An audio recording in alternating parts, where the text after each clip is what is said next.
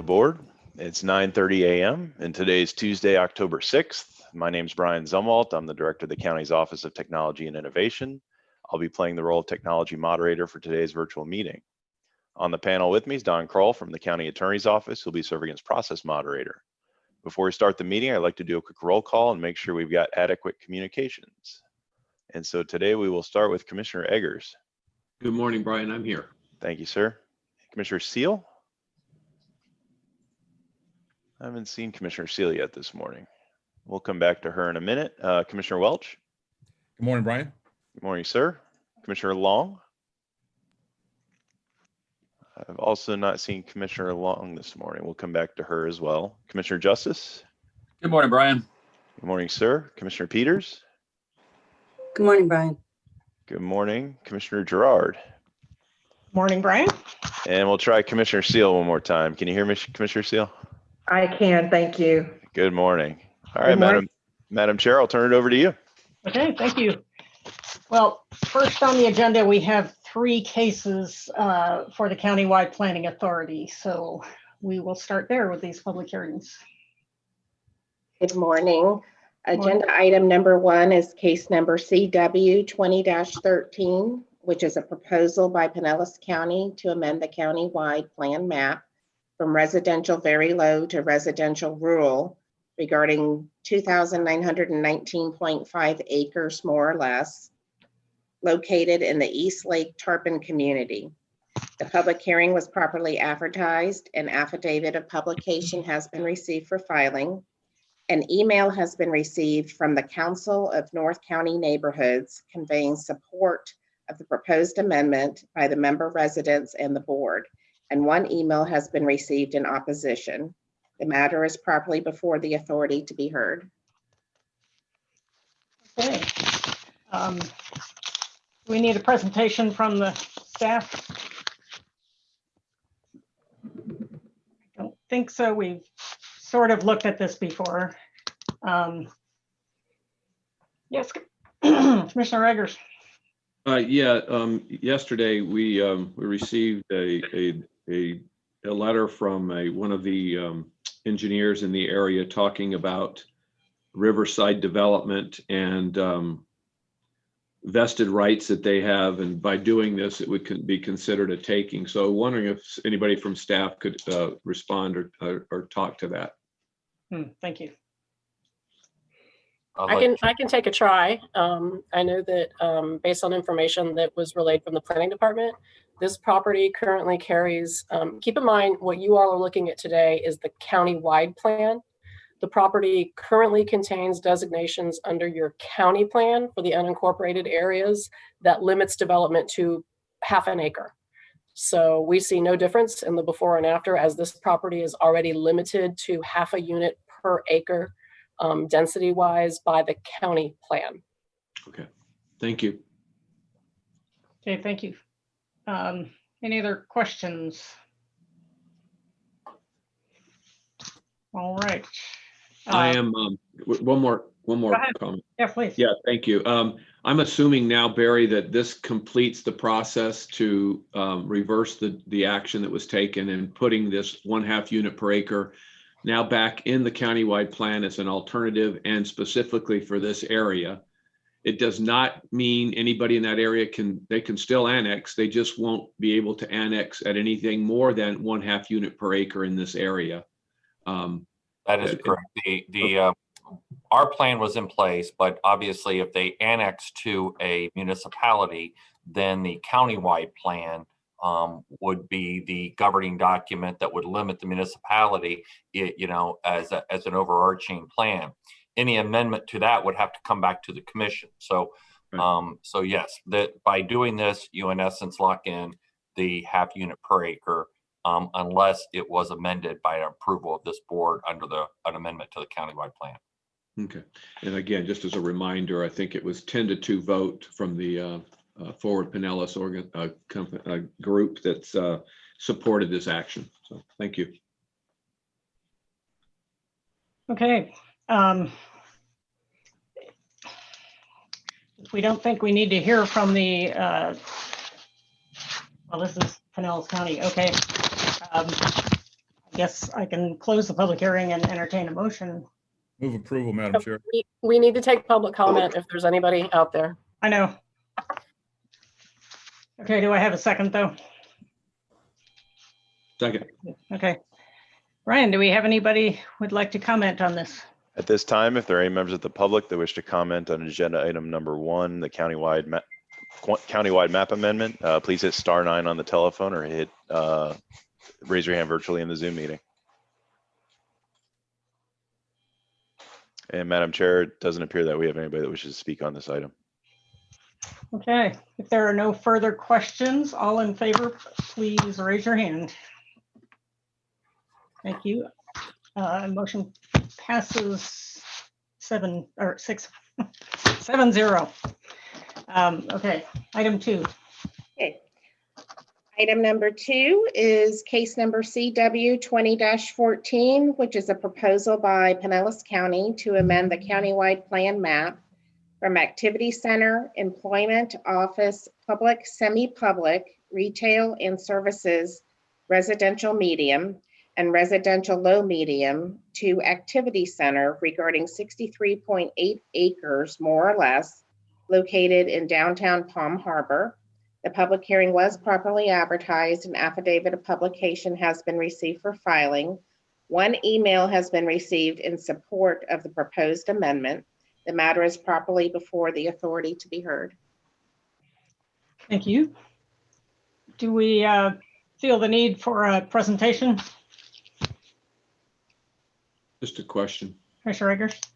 Yeah, just Barry, if somebody from staff could maybe speak to, I've had a couple of emails just expressing a little bit of concern about, development that might take away the need, won't be able to provide on-site stormwater, or there may be becoming a parking issue that the requirements for the development parking. So if somebody could maybe speak to what we're looking at from a stormwater perspective on new developments, but also on parking requirements on new development. Sure. So let me first just talk about why you do a downtown plan. It really looks at the entire historic district. So it incorporates, for instance, the different types of activities. It's consistent regulation. Stormwater is a key activity for this. In this particular area, it'll be tied to regional stormwater. That's part of our countywide penny for Pinellas projects. And so there's a timeline, and they have discussed this with the developers in the area. But Rodney Chapman's on the line from Ford Pinellas to just talk specifically about that. And then I'll ask for any other staff from our staff to speak to the specific issue that you just asked about. Thank you. Good morning, Madam Chair and Board. Rodney Chapman, Division Manager for Pinellas.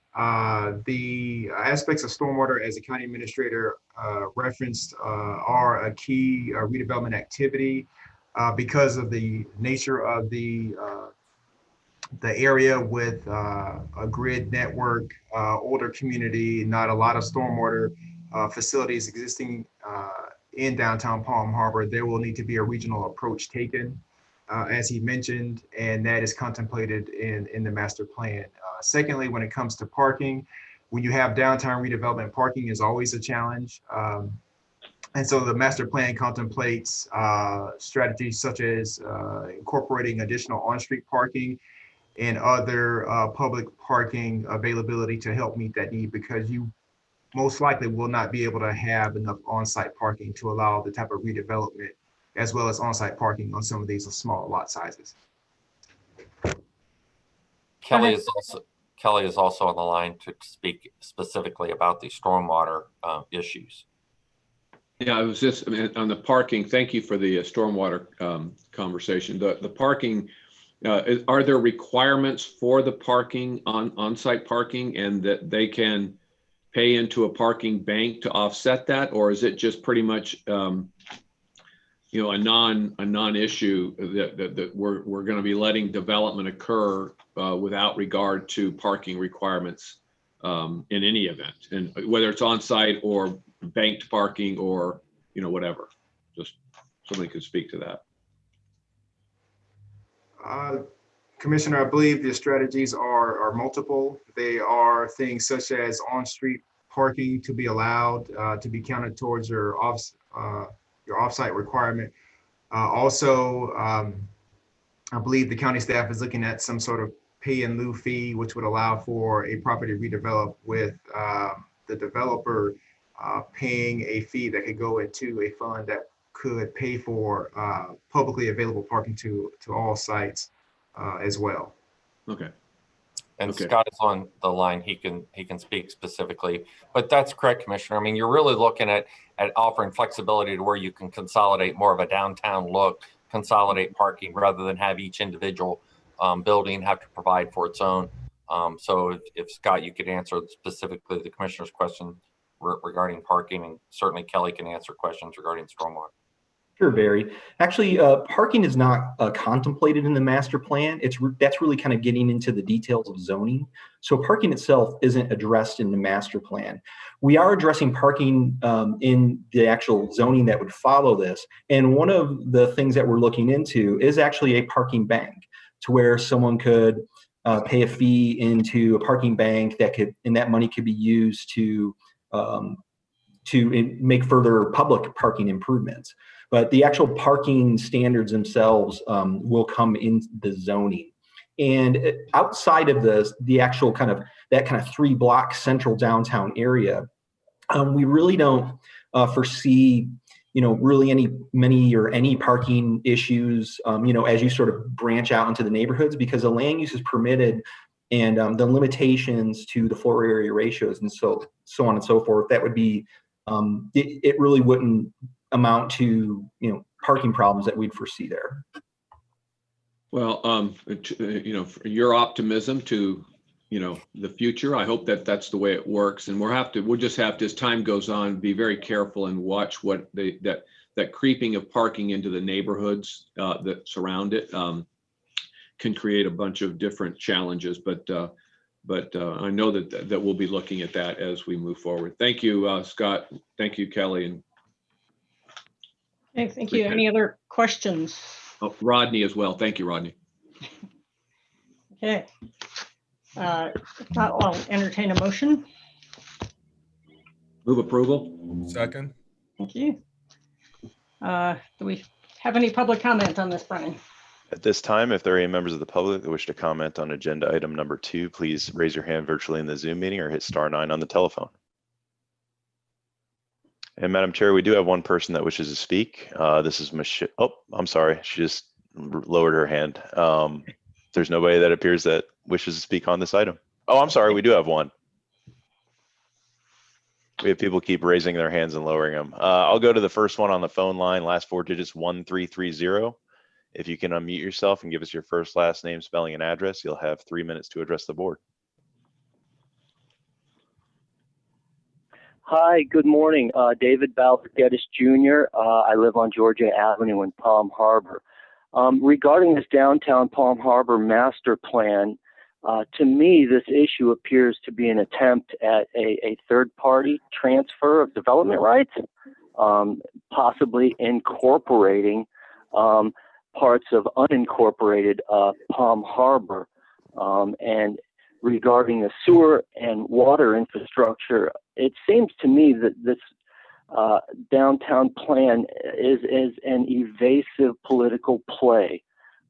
Should the equity in my home be subjected to infrastructure scheming to pay for a fee simple transfer of development rights?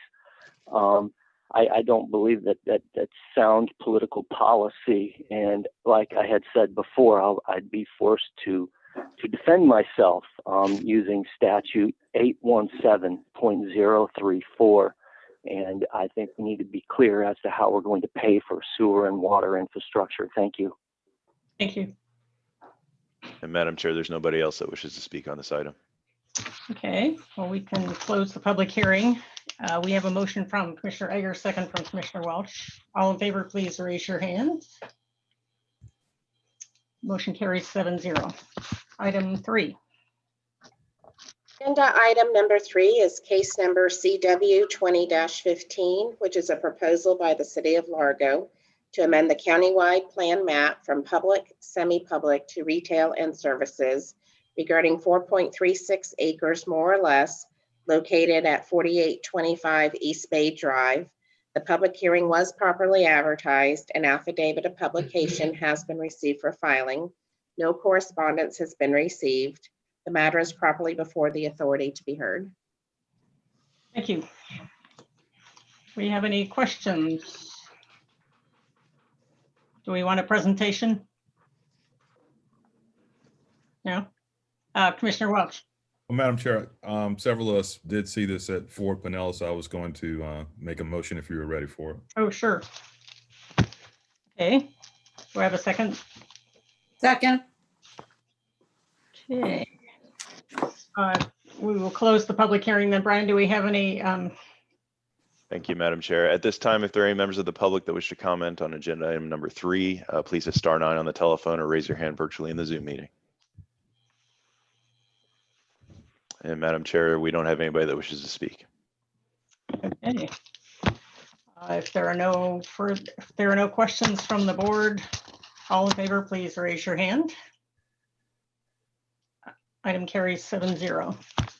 Okay, item 4. Item 4 is a resolution approving the use of state uniform non-ad valorem collection method for the dredging of the southern entrance to the Shell Key Grand Canal. As we've had several presentations on this, Kelly's available to answer any questions. We ask for your approval. Thank you. And for the record, the public hearing was properly advertised and an affidavit of publication has been received for filing. There are 2 emails in opposition to the proposed resolution that have been received, and the matter is properly before the board to be heard. Okay. Do we have any questions from the board? Yes, Commissioner Peters. Yes, and I apologize to Barry and Kelly for not getting to you earlier. The group at Colony Key had called and they said that they were on the assessment and a large number of their condominiums don't face the Grand Canal. They face the inside of Shell Key. And so they felt it was unfair that they were included in that. I don't remember, Kelly, if I sent that to you to have you talk to them. I think I did. But was there any kind of resolution on that one? Because they don't face the canal, although half of that Colony Key faces the canal, the other half does not. And it does affect a significant amount of residents. I don't know if Kelly's there, if she could address that. Yeah, Kelly can address that, and so can Jewel from a legal standpoint. We did look at this, and I'll let them speak. Thank you. Go ahead, Kelly or Jewel. I can tell you, I know in speaking and trying to answer some questions with my staff members who've been working on this, the methodology for the assessment is something that remains to be determined. What you're doing today is basically defining the boundary of the area that would presumably be included and then stating your intent to move forward. But the methodology for actually imposing the assessment has not yet been determined. So I think that those are questions that will continue, or I think those are matters that will continue to be discussed before this comes back to the board for the next second step in actually imposing the assessment. You will see some other procedural type actions come forward, such as entering into an local agreement with the property appraiser and tax collector, but the actual methodology has yet to be determined. And I don't know if Kelly has anything to add to that. Kelly, go ahead. I apologize. My computer crashed, so I had to reboot. So I think I heard some of the conversation with regard to Colony Key. I did meet with them yesterday. They came here and we had a very good discussion. I do understand their concerns. Specifically, they applied for a letter of map revision for their property, which significantly reduced their insurance rates. And they have some concerns that the proposed project could potentially impact that map revision, and I have submitted that information to our consultant to make sure it's considered. They're also concerned about their actual special benefit, and with regard to their riparian rights, they do have an easement around the property. It does allow for docks, and given that the channel improvements and proposed Basin A dredging would create a deep water condition there. It would open the possibility to a multi-use facility there on the north side, which was, I explained, and they understood. So, I mean, we did, they do know today is just a kind of an administrative process to help us move forward down the path so that we get all the things in place should the community decide in the spring when they receive the formal petition to move forward. And we are going to stay in touch and keep those conversations going on. Thank you, Kelly. I truly appreciate that. Thank you. Any other questions? Yes, Commissioner Egger. Yeah, Kelly, just real quick, you said it was kind of administrative. I'm assuming that this is purely administrative today. We're setting it up for further discussion with the community down the road, right? Correct. That was, I kind of explained to the Tierra Verde Community Association because I wanted to make sure that everybody understands what we're doing and all of these things, the ordinance changes that we did a few weeks back, this resolution, and then the tax collector and the property appraiser agreements that will come forward in November, put all the pieces in place so that then when we go forward and meet again with the community in the spring and repetition them with the actual data and the numbers and the costs, we can move forward if they so choose to do so. Okay, thank you. Okay. Any other questions? Do we have any public comment, Brian? This time, if there are any members of the public that wish to comment on agenda item number 4, please raise your hand virtually in the Zoom meeting or hit *9 on the telephone. And Madam Chair, we have 2 people that wish to speak on this item. Our first speaker is Mark Stroud. Mr. Stroud, if you go ahead and unmute yourself and give us your spelling and address for the record, you'll have 3 minutes to address the board. Yes, my name is Mark Stroud, S-T-R-O-U-D, and I live on Kansas Avenue in St. Petersburg, Florida. I serve as the developer of the Sunset Point at Colony Key project, and I also represent one of the condominium associations as its president. And I do want to thank Kelly for taking the time yesterday to meet with us. I think it was very informative. And I wanted Kelly to, and her team to understand that we're not against the Grand Canal project per se. We are concerned about 2 specific points that both Commissioner Peters and Kelly brought up, which are A, we do front Grand Canal, but at this time it would take about a 400-foot long dock to get from our property to Grand Canal, making it really not feasible for us to have the benefit of the dredge directly. Kelly did point out that the proposed Basin A would bring deep water closer to us, but that raises another issue because the Basin A part of this project concerns us probably more deeply than the financial aspect, which is, as Kelly noted, we do have a letter of map revision, so it could possibly affect our insurance position out here.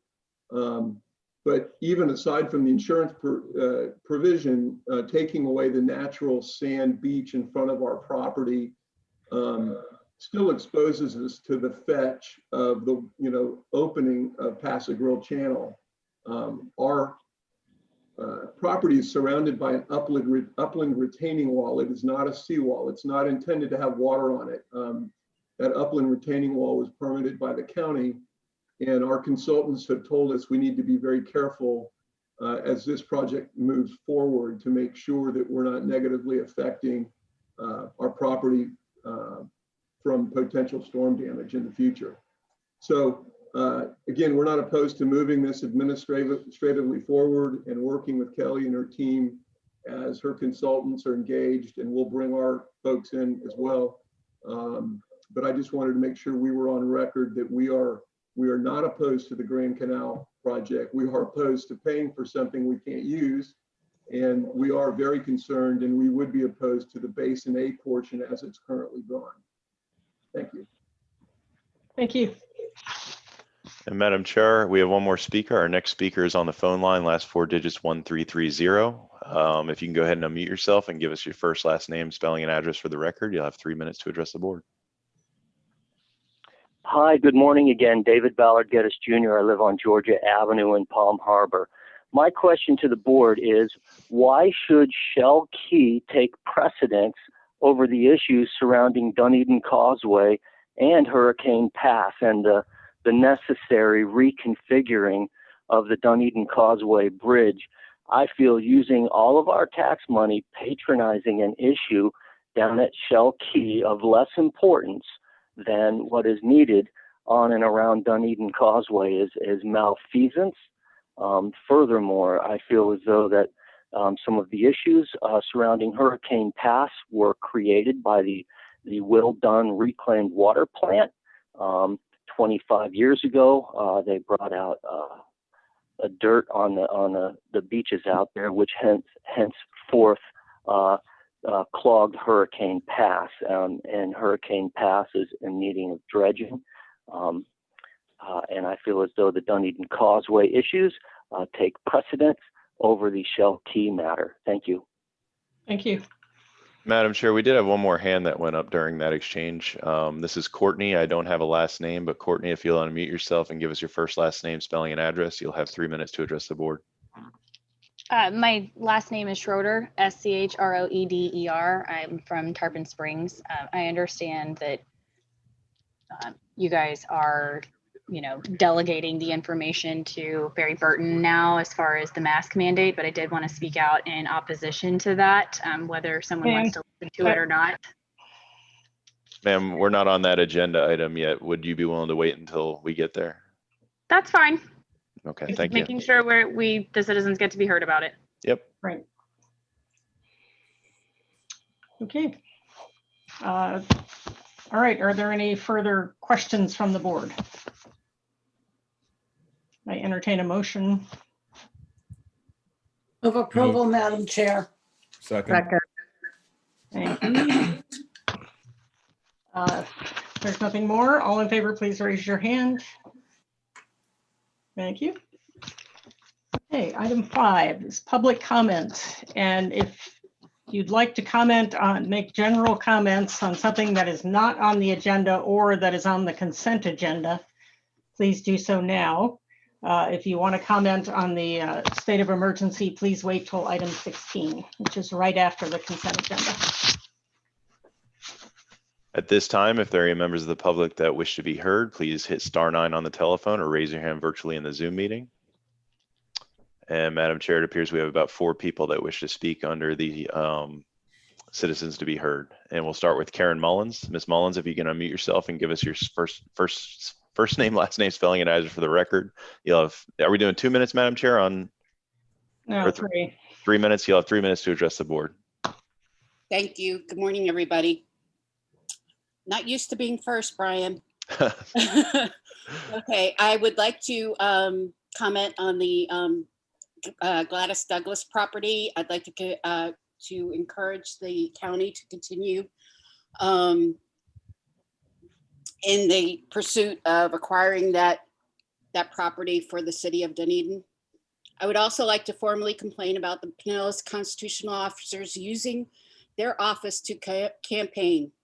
I'm asking the commission to make it illegal for the likeness, voice of the constitutional officer to be placed on any public service announcement for 6 months before the office's election.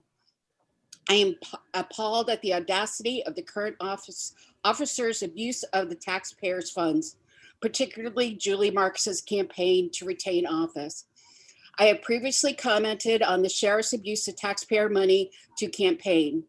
Since the commission funds each of these offices, I am asking for all costs of the PSAs used in the last 6 months be charged to the officers' campaign. Thank you, everybody. I will talk to you soon. Thank you. Madam Chair, our next speaker is Nicole Matthews. Ms. Matthews, if you can go ahead and unmute yourself and give us your spelling and address for the record, you'll have 3 minutes to address the board. Thank you for having me. Nicole Matthews. Matthews is Mattheus, and I'm calling from Dunedin, Florida.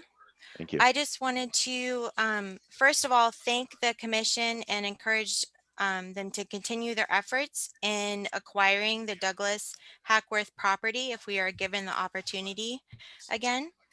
And furthermore, to vote on purchasing and preserving the Gladys Douglas property at the October 20th meeting, if not sooner. Due diligence does end October 17th, so we could have a special meeting to go ahead and vote on purchasing this property. We have identified several sources of funding, since I know that funding is a concern. Aside from Penny for Pinellas, the city of Dunedin has also offered their land dedication offset funding. We have Florida Forever, Florida Communities Trust and Parks and Open Space Florida Forever Grant, Florida Recreation Development Assistance Program, as well as the BP Oil Grant, which has actually been used previously to fund Hammock Park in 2016. So we do have a precedent for that, the use of that grant being successful in this area. I would also like to identify the broader issue that we are in need of more conservation funding for land preservation. This could be identified just by the fact that there are 3 big groups right now. In addition to the Gladys Douglas property group, there's also West Klosterman Preserve and Keep Keene Green that are all fighting to preserve a larger green space here in Pinellas County. And again, I would just like to thank you for your support and encourage you on your further efforts. Thank you. Thank you. Madam Chair, our next speaker is Michelle Birnbaum. Michelle, if you go ahead and unmute yourself and give us your spelling and address for the record, you'll have 3 minutes to address the board. Good morning. Thank you for hearing from me this morning. My name is Michelle Birnbaum. That's BIRNBAUM. I reside at 330 Promenade in Dunedin. Thank you. And the reason I'm calling is that I'm asking the members of the county board to fully support the preservation of the Gladys Douglas property. The preservation of this rare vestige of native Florida rosemary scrub has wide community support. This is demonstrated by the fact that we have 1,100 members to our new local support group, and we've received 6,800 plus signatures to a petition asking the board to support the preservation of this parcel. The board had the opportunity to save this parcel earlier this year. And the parcel, as you know, was #1 on the priority list of properties to be preserved. And the board at that time failed to do so. If given the opportunity, I would strongly ask the board to support preserving this property. And to remind the board that we do have wide community support for that. And we hope that you will not fail this time. I appreciate your listening to my perspective. Thank you. Thank you. Madam Chair, our next speaker is Larry Gerson. Larry, if you'll go ahead and unmute yourself, you'll have, give us your spelling and address for the record. You'll have 3 minutes to address the board. Sure, thank you. Larry Gerson, LARRIGERSON, from Dunedin. I'm not going to go over the previous speakers about the Douglas property. Definitely in support of it, and should consider all their points that they spoke about. I think it gives you some areas to explore and to concur with. What I am concerned about is I like to add to what Ms. Mullins said about complaining about the Pinellas constitutional officers using their office to campaign. I'm asking this commission to make it illegal and I'm repeating some of what Karen Mullins said because it hits right onto the area where I'm talking about the likeness voice of the constitutional officer to be placed in the public service announcement 6 months before the office election. I personally witnessed Sheriff Gualtieri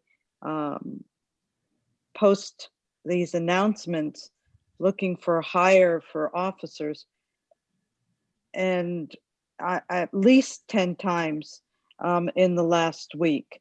And I believe that this is in violation of the election laws. That's something else to look into. Using his office to spread his name around this county without having to charge his campaign. So I too am asking that this Board of County Commissioners have them charge that reverse charges to his election account so that no more will this be allowed. And that should be in statute or an ordinance or whatever you need to do, or in the campaign rules, to make sure that this doesn't happen again. If he's doing it, the supervisor election office is going to do it, the tax collector is going to do it, all at the cost of taxpayer expense. So I'm hoping that you look at this so that this will never happen again. And I thank you for your time, and I will speak later on about the face mask ordinance. Thank you very much. Thank you. Madam Chair, for the record, we have 9 hands in the air remaining on this item. We'll go to Kai Rubak, who's our next speaker. Mr. Rubak, if you can go ahead and unmute yourself and give us your spelling and address for the record. You'll have 3 minutes to address the board. Hello, my name is Kai Rubak, Kairubach. I'm calling from Dunedin. Thank you for having me. I'm coming to the board asking you to preserve the Douglas Hackworth property. This is an invaluable green space to our community, and it needs to be preserved. And we realized how much we need parks during our quarantine times earlier this year. And this habitat is irreplaceable ecologically, and it's great for the property value of the surrounding communities, and it's great for air quality. And as Michelle and Nicole mentioned earlier, we have found ways to fund it that would not overburden the commission in terms of finance. So just once again to reiterate, if you could please do as much as you can as a commission to preserve the Douglas Hackworth property. Thank you. Madam Chair, our next speaker is Sonia Cook. Ms. Cook, if you can go ahead and unmute yourself and give us your spelling and address for the record, you'll have 3 minutes to address the board.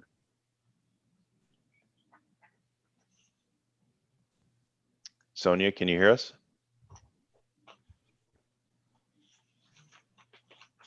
Hello, Ms. Cook.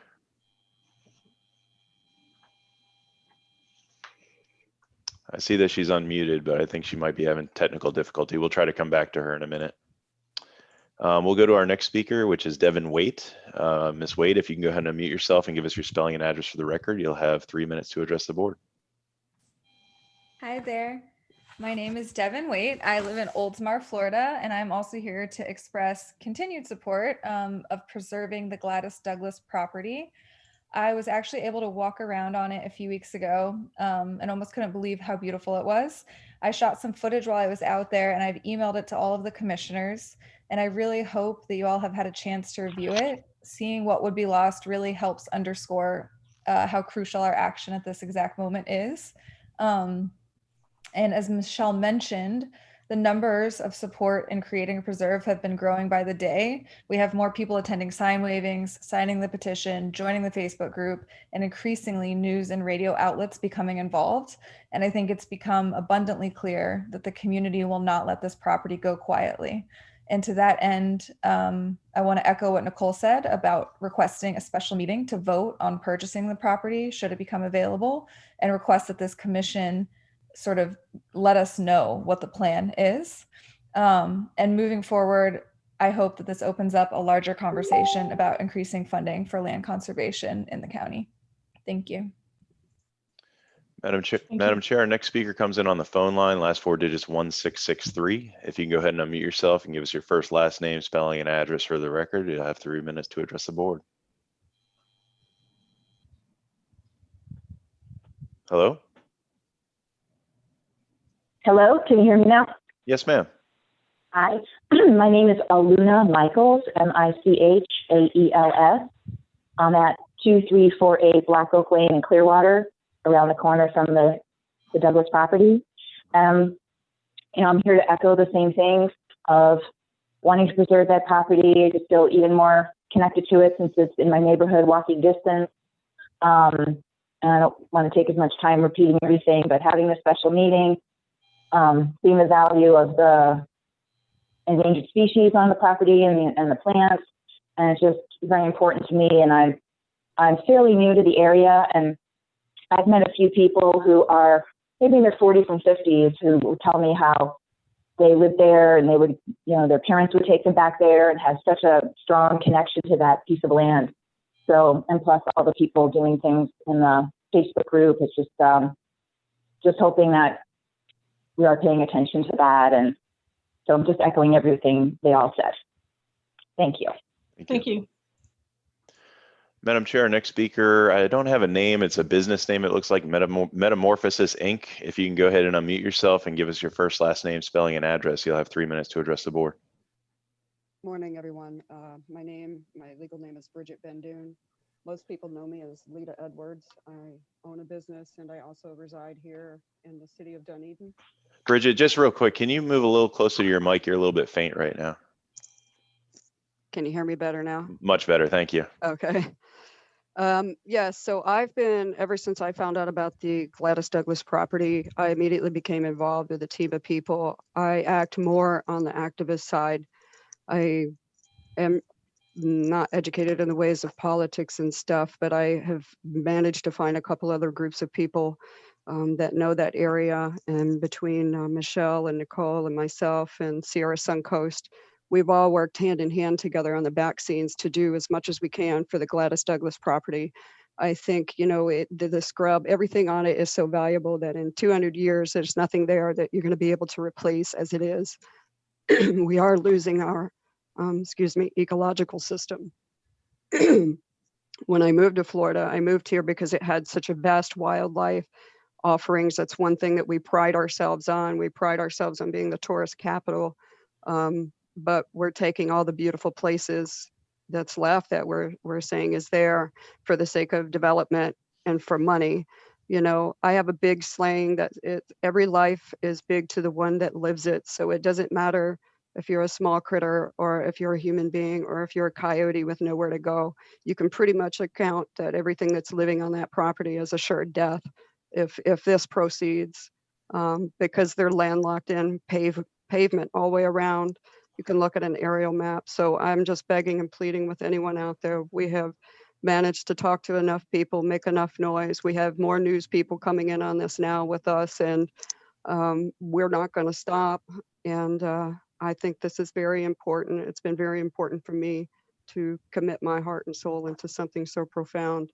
And I hope that we are making a difference out there to all of you. At some point, it has to come down to the consideration of life and not money. And we have the money. We have the money because we're the #1 tourist place around for its beaches. I mean, we have funding in all sorts of places. And like Nicole said, we have, they have actively sought to seek funding in other areas. This is very, very much an important issue to many people that are not here, that couldn't be here, that wouldn't be here, that wouldn't even understand what's being said. There's a whole bunch of people in this town that stand for this project. Thank you. Thank you. Madam Chair, our next speaker is Craig Murtha. Mr. Murtha, if you go ahead and unmute yourself and give us your spelling and address for the record, you'll have 3 minutes to address the board. Hi, my name is Craig Murtha, and my address is 145 Velma Drive in Clearwater. Thank you. And I wanted to speak about the costs and the benefits of parks in general. As far as the benefits go, we all know that parks clean the air, they clean the water, they help with stormwater retention, they help to recharge the aquifer. More and more studies are showing that parks help reduce crime. They help they help children have better outcomes as far as being more successful in life. Studies have shown that the average child will gain 2.6 IQ points by living near a park. And that comes down to an actual national security interest. I mean, if we have smarter children, we're going to stay ahead technologically in this world. So, I mean, these parks solve so many problems for us that we're already spending money on. I mean,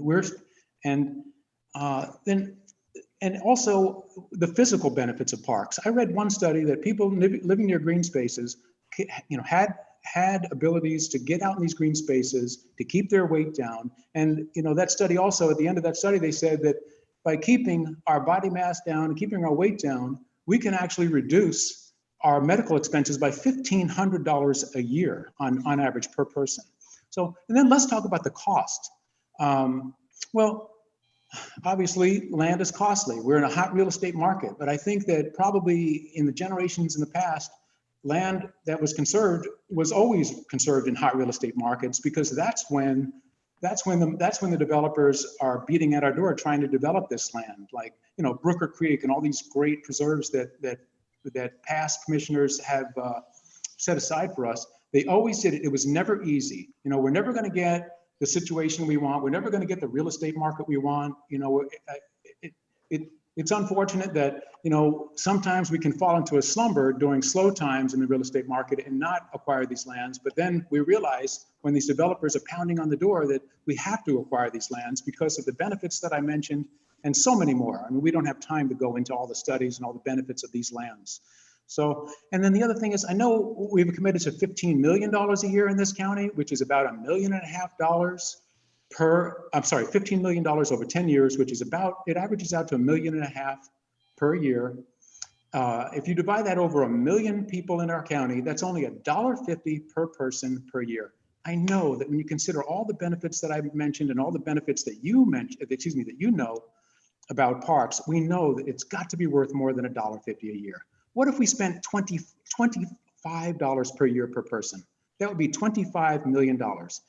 That sounds like a lot of money, but with a $2.5 billion county budget, we're Mr. Murtha, I'm sorry, your time has expired, sir. 1%. Thank you. Thank you.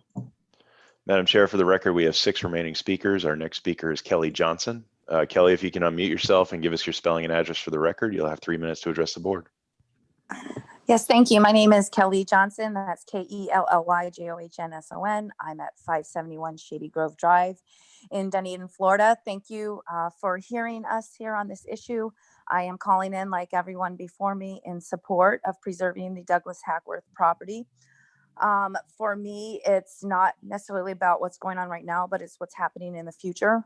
Once we fail to preserve our green spaces, there's really no turning back. Once we decide this beautiful property will be developed on, we can't undevelop it. So this is what I would like to ask, that you support preserving this property. It is estimated that within the next 80 years, $500 trillion will be lost in the United States because of these decisions that we're making for development. So I ask you to please preserve this property.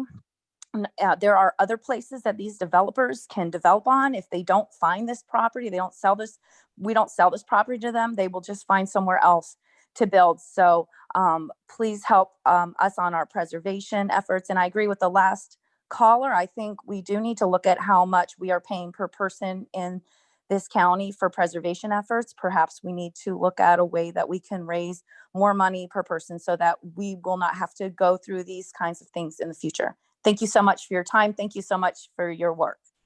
Thank you. Madam Chair, next speaker is Aiden Barnes. Ms. Barnes, if you go ahead and unmute yourself and give us your spelling and address for the record, you'll have 3 minutes to address the board. Hi, my name is Aiden Barnes. My address is 10240 127th Avenue in Largo, Florida. And I'm just thinking, since multiple other callers are bringing up campaign financing laws, this must be the time to speak on that topic. So I did see an interesting article dated October 2nd from the Tampa Bay Guardian.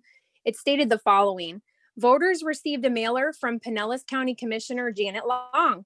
It was a typical mailer, but one thing stuck out: the absence of the paid political advertisement disclaimer. That disclaimer is required by Florida's campaign financing law. Janet Long and her campaign should have known to include that disclaimer, since they earlier this year 6 times failed to include the required disclaimer in her campaign emails. Long is currently the subject of a Florida Elections Commission's inquiry as a result of those violations. The disclaimer requirement is the very first thing listed in Florida's campaign financing law, indicating that this requirement is very important to the Florida legislature. So to the previous callers complaining, I'm surprised you overlooked this, because this is an actual issue. I'm worried about how to trust somebody to run a county of 1 million people when they don't follow the laws. This is the second time this year Janet Long has violated Florida's campaign financing law. And I'm just going to stop there because the next subject I wanted to speak about is not until we speak on the state of emergency. Thank you. Madam Chair, our next speaker is Laurel Perry. Laurel, if you go ahead and unmute yourself and give us your first, last name, spelling, and address, you'll have 3 minutes to address the board. Yes, my name is Laurel Perry, Perry, and I reside in Palm Harbor. I'm asking the board to support the preservation of the Gladys Douglas property. I ask you continue to fight for the acquisition of this invaluable natural property for the betterment of the residents of Pinellas County, and do what needs to be done to ensure this green space is not developed on. And just like the last caller said, once it's done, it cannot be undone. Thank you for your support on this matter. This land is a gift to us, and this issue is honestly a no-brainer. Thank you. Madam Chair, our next speaker is Mr. Dave Waddell. Mr. Waddell, if you go ahead and unmute yourself and give us your spelling and address for the record, you'll have 3 minutes to address the board. Good morning, folks. Honorable Chair, Board, and staff. My name is David Waddell, D-A-V-I-D-W-A-D-D-E-L-L. What I'd like to do is look out, say 30, 50 years from now. I understand Carol Strickland's coming on board, but this county has really taken quite a bit of hit through the years. And now that we're the first built out county, what resources that we do have, we really need to balance and utilize for the best outcome and balanced at that. And it's quite an undertaking. And with Carol coming on board and her background of the area, I think what we should do is concentrate our efforts on redevelopment of some of the corridors that were impacted. If we can utilize those resources and save whatever virgin land we have left, I think that would be a really smart move. Because in 30 years, we're going to be gone and somebody else is going to be dealing with the decisions we make here today. Like Kelly said earlier, once it's gone, it's gone. We can't bring it back. And we do have some really unique areas still left. Being the first built out county, I would think a priority would be to make those not suitable for development. At one time, there was going to be a land use and zoning designation known as not suitable for development. And a lot of it, probably about 30 or 40% of the lands you're looking at are what we call repetitive loss or repetitive flood areas. With what we're discovering regarding climate change, I think it would be more important now than ever to forecast ahead as to worst case scenario. We always got to plan for the worst and hope for the best. You guys are doing a great job. Keep it up. It's not easy. We just all want to have a win-win for everybody. And like I said, you're doing the best you can. We're all human. So God bless you and God bless America. Thank you. Madam Chair, our next speaker is David Ballard-Geddes. Mr. Ballard-Geddes, if you go ahead and unmute yourself and give us your address for the record, you'll have 3 minutes to address the board. Hi, good morning, Commissioners. David Ballard-Geddes Jr. I live on Georgia Avenue in Palm Harbor. Recently, I was on Curlew Road, just east of US 19, on the corner of Lakeshore Drive and Curlew Road, looking at a piece of property where a developer was in the progress of developing. The property was multiple acres, 5 acres, I would say, in size. And the developer had seen fit to erase the existence of everything living on that property, to include draining a lake. He pumped dry a lake that was approximately, I'd say, 2 acres in size. I stopped, and I'll send you the video that I made of that. issue I wanted to bring to you next meeting, but I'll talk about it now, focusing on the Douglas Hackworth property and not focusing in on this property on the corner of Lakeshore Lane and Curlew Road. I feel as though a little bit of smoke and mirrors going on politically here, because what's taken place there is nothing less than a developer creating a crime scene. In my mind, we need to have a wetland division in place to prevent developers from extending themselves into ecological deviance that I see taking place on that particular parcel of property. Thank you. Thank you. And Madam Chair, we're going to try going back to Sonia Cook one more time. Ms. Cook, if you can go ahead and unmute yourself and give us your spelling and address for the record, you'll have 3 minutes to address the board. And Sonia, I see you're unmuted, but I still can't hear you. If you want to try to select your audio source, I think that's probably what the issue is, but the commission can't hear you at this moment.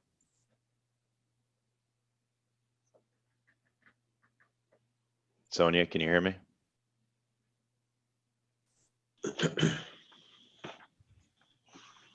And Madam Chair, it appears she's still having technical difficulty. Okay. So with that, there are no more speakers that wish to be heard. Okay, thank you. We will go on to the consent agenda. Is there anything that needs to be pulled? Yes, Madam Chair, item 10. Okay, And yes, item 11, please. okay. All right. Can I have a motion for the rest? So moved. Second. Okay. All righty. Okay, we will pull 10 and 11, but all in favor of moving the consent agenda, please raise your hand. Thank you. Item carries unanimously. Okay, item 10. Item 10 is ranking of firms and agreements for engineering and inspection services. There are 3 listed, AECOM, Kurtum Companies, and KCI. These will provide CCNA requirements for various construction sites. Again, this is an construction oversight and inspection of vertical construction projects. As you can also see, Kurtum is a certified SBE, and the other 2 firms have committed to utilizing multiple certified SBEs in the engagement resulting from this contract. Okay, specific questions? Yes, Commissioner Welch. Thank you, Madam Chair. And Barry, thank you for highlighting the SBE utilization on this. I think we've got a workshop coming up where you're going to update us on the SBEs initiative. And a question I had, the other 2, AECOM and KCI, committed to utilizing SBEs, and maybe you can do this at the workshop. The software that we implemented was supposed to give us tracking and utilization. In this case, will we be able to track the utilization from AECOM and KCI? Yeah, absolutely. That's one of the key areas, is not just that they make a promise, but that we can track and make sure they deliver on that. That was a key part of the software that you spent considerable amount of money purchasing, as to where we can make sure the contracts are actually delivered upon. Great, great. Thank you so much, Barry. I'd move approval, Madam Chair. Okay. I have a second? Second. Okay, Commissioner Seal. All right, any other questions? Not all in favor, please raise your hand. Thank you. Item 37-0. Item 11. This is an agreement with Beck Architecture for the architectural services pertaining to the Tampa Bay Innovation Center Incubator Project, the amount of just over $1 million. As you recall, we have a U.S. Economic Development Administration grant that'll pay for 62% of this project. We are running upon some time periods, and so I think I discussed this individually with you, but now we're at the point where we were trying to raise more money privately, and I still think that is possible. However, the pandemic has certainly put a hold on that aspect of this project. But again, this will bring in a significant amount, the majority of the funds being through the Economic Development EDA grant. And so we recommend its approval. Commissioner Seal? Yes, I need to recuse myself from this vote. My older son works for Beck Corporation, although he is not involved with this project, but just in the abundance of caution. Thank you. Okay. Any other questions, comments? Okay, I'll entertain a motion. Move approval, Madam Chair. Second.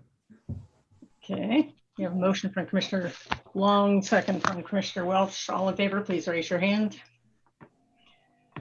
Okay, item carry, abstain. Item carried 6-1. 6 with 1 abstention. All right, item 16. Item 16 Oh. is, Yeah, right. Okay, sorry. Item 16 is our local state of emergency. yes, and as you know, commissioners, we've been looking at the data and the continuing trend. I would ask for Dr. Cho to just provide a brief update regarding our numbers, and then I'll provide an update regarding a discussion that Dr. Cho and I had with our regional partners in Hillsborough and Pasco County yesterday. Good morning, everybody. In terms of some of our numbers, just to look at the 7-day rolling case count, that is at 70. Our 7-day rolling percent positivity is at 3.1. It's been relatively stable for the last few weeks. Our deaths continue to climb. It's at 768, and the demographics of the deaths have not changed drastically. 70% coming from long-term care facilities, 88% over the age of 65, with the case fatality rate about 3.4%. Our healthcare systems looks good and stable. They do have the capacities, and we continue to have COVID patients within beds, ICU, and vents, but lower numbers than we've seen in the last 2 months.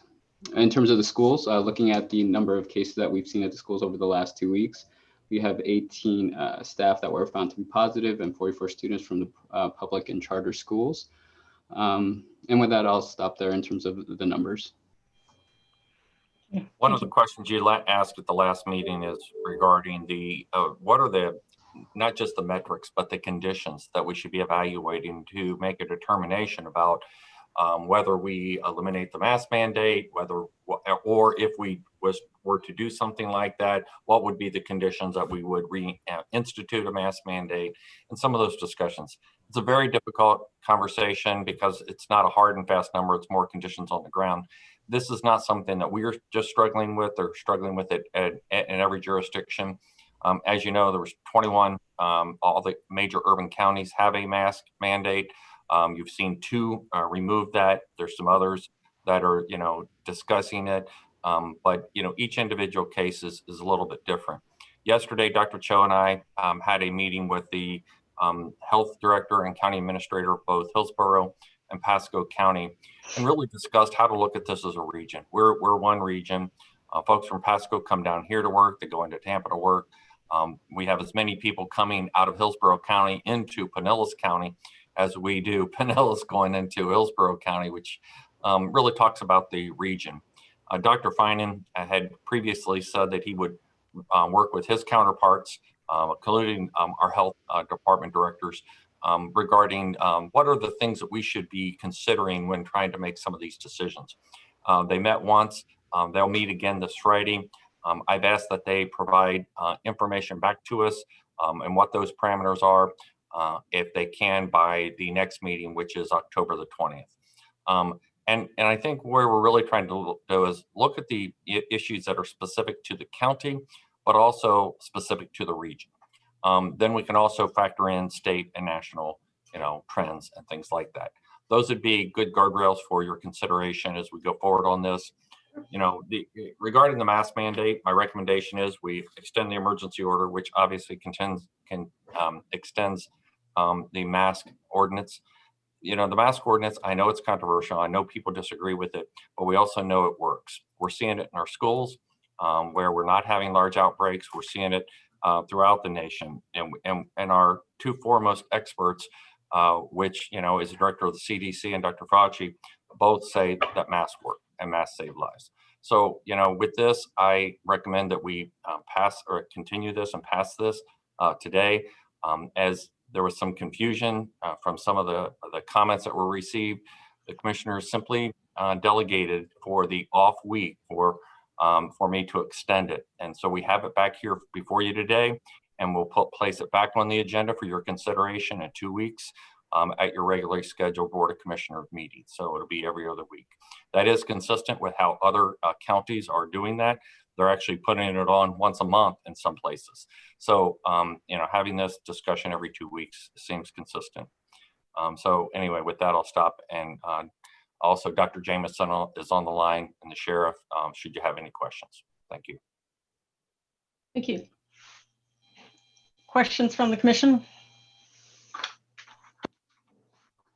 Okay. Alrighty then. Do we have any public comment? At this time, if there are any members of the public that wish to comment on agenda item number 16, the local state of emergency, please raise your hand virtually in the Zoom meeting or hit *9 on the telephone. And Madam Chair, it appears we have about 6 people that wish to comment on this agenda item. Okay. We'll start with David Ballard-Geddes. Mr. Ballard-Geddes, welcome back. If you can go ahead and unmute yourself and give us your spelling and address for the record, you'll have, are we doing 2 minutes or 3 minutes, Madam Chair, on this one? I guess 3. Okay, you'll have 3 minutes to address the board, sir. David Ballard-Geddes Jr. I live on Georgia Avenue in Palm Harbor. Based on Florida Statute 373.019, Section 15, the definition of person enumerates itself as a corporation. So if under the law, corporations are people too, are the current number of COVID-19 related cases also applicable to the illness and the death of such said corporations?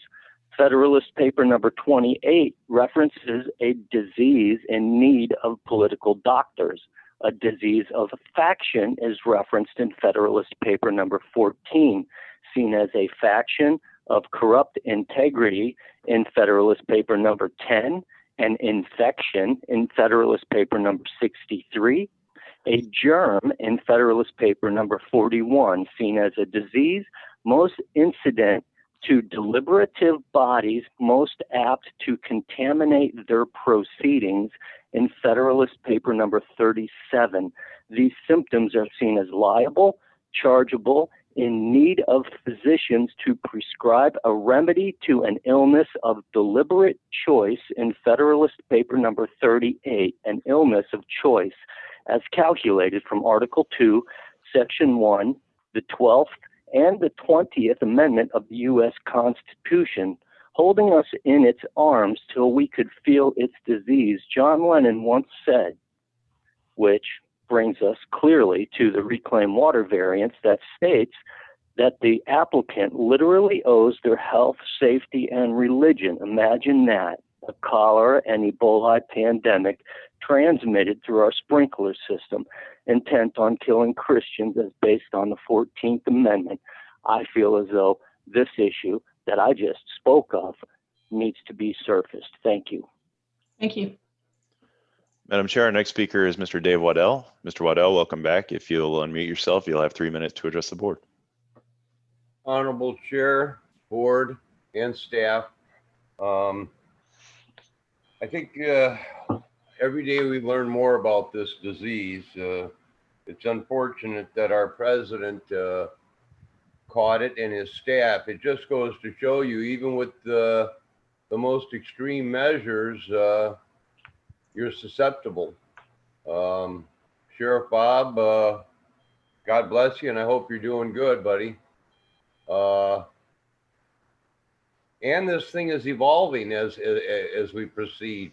We're now learning that in an aerosolized form, it can remain in the air for hours.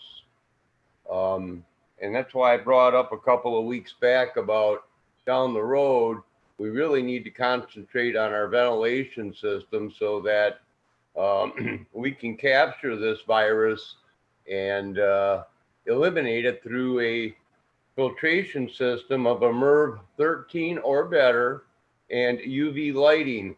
I mean, we have this technology. It's simple, but it's going to cost money. And this thing is not going away anytime soon. I mean, those folks out there that are pounding their chest, and you damn well know who I'm talking about, that's stupidity. It's ignorance. I don't know how you have been experiencing it, Sheriff Bob, but I know two other people, one being my own doctor in the hospital for 2 weeks, signed a form saying, don't put me on a ventilator because he's got asthma. He knew if he went on a ventilator, he was a dead man.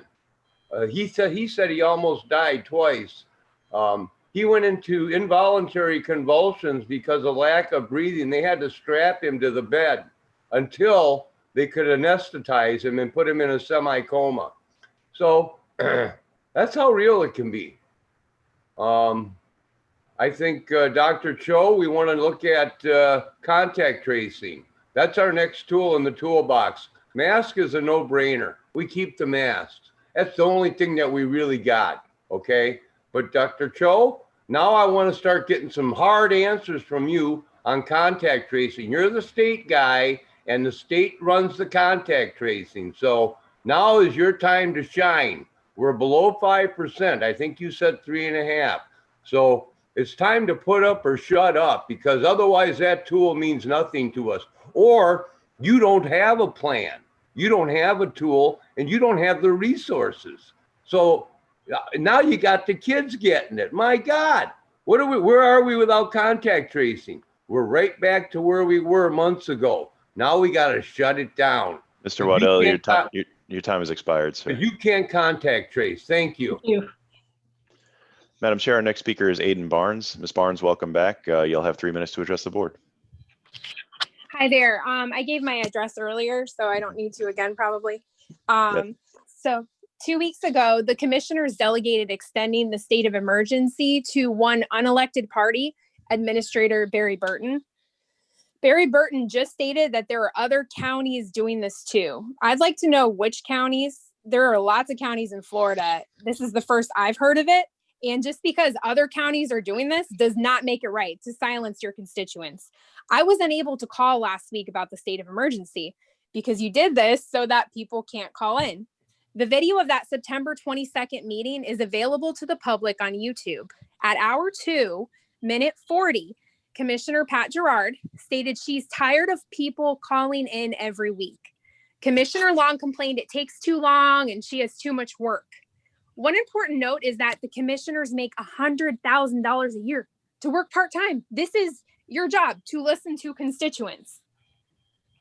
The board then voted to delegate the state of emergency to the unelected employee. The reason? Now the commissioners no longer have to take public comment every 7 days.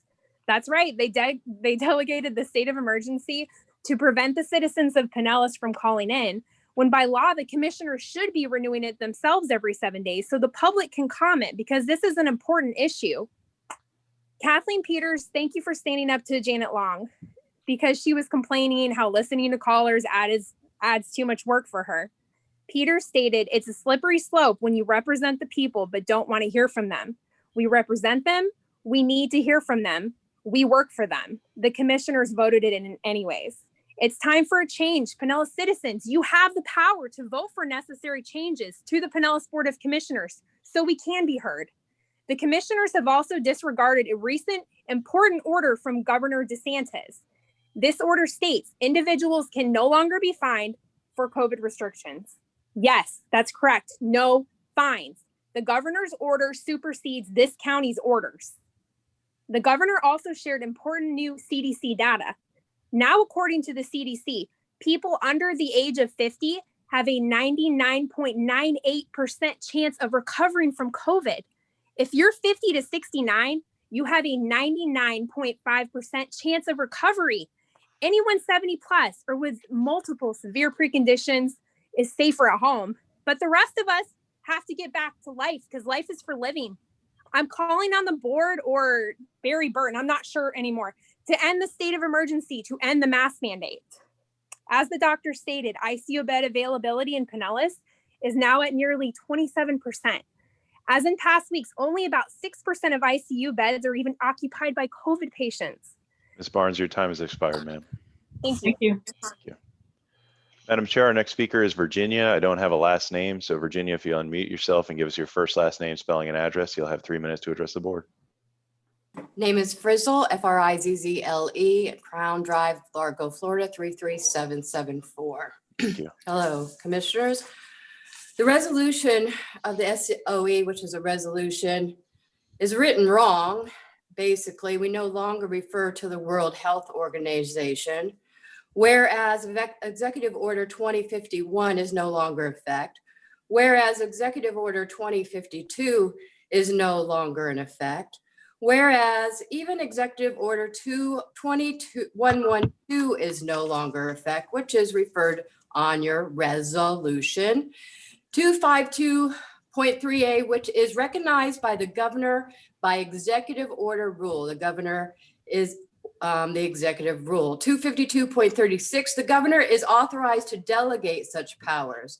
The governor is the commander in chief. 252.36.2, during the continuance of a state of emergency, the governor is the commander in chief of Florida.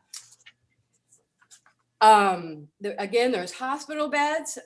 Let's go into the fact that you have delegated this to Barry, where you're supposed to even vote for a constitutional officer. Can you answer who your constitutional officer is? Each county and director shall meet the minimum training education. I want you to tell me who has the training and education minimum on this call. Who is the director in the emergency resolution? I want you to name that person. And who is the Pinellas County constitutional officer? Who is that person? I would like you to name this in this phone call of those three people of that is, and how you can put this on Barry Burton. We also, this says that this should be seen, the duration of the state of emergency shall be limited to 7 days. However, it may be extended as necessary in 7 days, but it shall indicate the nature of the emergency, the threats of the emergency, the disaster area of the emergency. And you're supposed to look at it for 70 days. And thanks for our 3 minutes, because our quasi-judicial system says we have a minimum of 3 minutes. It also says anytime you are seen that we should be given the opportunity to be heard. These are in your charter laws. These are in the laws of the state of Florida, which you are not to go against. Our governor is the state and chief of commander of this Florida. Your resolutions are null and void. Null and void. Explain how it's not null and void. And I say you rewrite the darn thing, because it's not even, everything on here is not even up to date. You just copy it, sign it. Copy Frizzle, it. your time has expired, ma'am. Pissing me off. Madam Chair, our next speaker is Karen Mullins. Karen, welcome back. You'll have 3 minutes to address the board. Hi, Karen Mullins, Mullins, Dunedin, Florida. I am in support of continuing the state of emergency. I do want to comment about the statements made about two of our commissioners. Both had concerns that we were spending a lot of time as citizens coming here and having to ask for masks to be used and for the state of emergency to continue. There was no indication from either of the said commissioners that we would stop the conversation from people who wanted to speak. Now, I want to just say the smirk on Commissioner Peters' face this morning needs to be rectified. Thank you very much and have a great day. Thank you. Madam Chair, for the record, we have 5 remaining speakers. Our next speaker is coming in on the phone line, last 4 digits 9719. If you can unmute yourself and give us your first, last name, spelling, and address, you'll have 3 minutes to address the board. 9719, you'll have to unmute, please.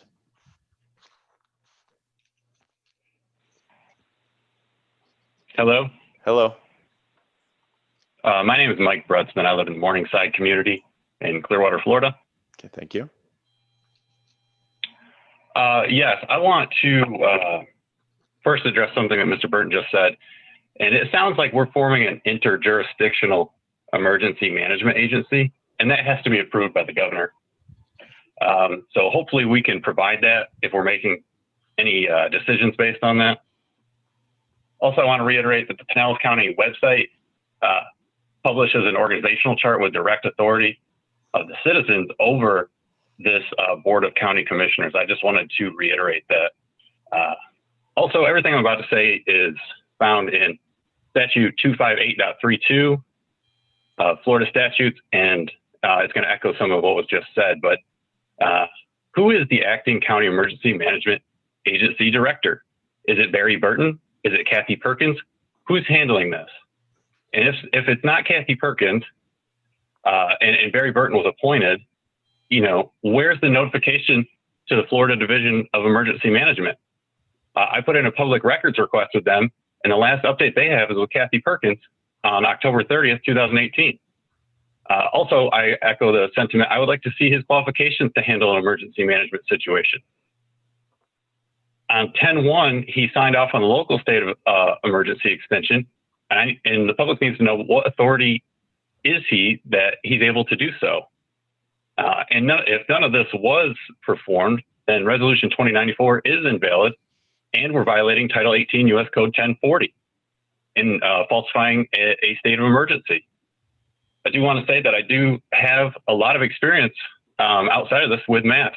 I've administered masks to hundreds of people thousands of times as part of a Joint Special Operations Task Force in Mosul, Iraq. I can tell you right now that with the current rolling averages and how flat they are, that this is basically detainment of the people. It's absolutely ludicrous. If anybody else has experience with thousands of mask fittings on people, I'd like to know about it. It's unconstitutional. It's wrong. We're not following the guidelines. We're not following the statutes. And I want these public documents published to the Pinellas County website. Thank you. Thank you. Madam Chair, for the record, we have 6 remaining hands in the air. Our next speaker is Rob Hellinger. Mr. Hellinger, if you go ahead and unmute and give us your spelling and address for the record, you'll have 3 minutes to address the board. My name is Robert Hellinger, spelled exactly how it sounds. I'm a 33-year citizen of Pinellas County that lives and owns a business in Largo. As you know, I'm a member of several groups that are created for citizen oversight of this commission. I think it's reprehensible that you voted to delegate the state of emergency to a non-elected citizen. This proves to me that you do not care about your citizens or what they have to say. Honestly, I think your whole response to this pandemic has been a complete failure. You unconstitutionally shut down businesses beyond what the governor mandated based on what the media was reporting and the angry Karens that call into this meeting. When confronted, you didn't try to blame it on the sheriff and the governor. Now you will not answer our repeated questions as to why this state of emergency is still in place. You instead put so-called experts such as Dr. Cho and hospital CEOs, all of which have a monetary stake in the game, to say what you want them to say. I am tired of my elected officials lying to me. I think that this commission is very dangerous indeed. The citizens that you are supposed to be representing are taking notice of your incompetence and laziness. Rest assured that we will do what is best for our county. I am hoping that November will bring the necessary change to the commission to allow them to listen to the citizens and bring about balance to this board. I want to reiterate that it's also not inappropriate for us to speak. It's a right that is afforded to us by the Constitution. Look it up. Yet you blatantly voted on a motion by Commissioner Long, who, by the way, violated election laws, to stop us from speaking. How about you do the job that we pay you for? I will ask you once again, just who in the hell do you think you are? Your obsession with trying to censor those that disagree with this mandate means that you are happy with ignoring us, your constituents and citizens, as well as the Constitution.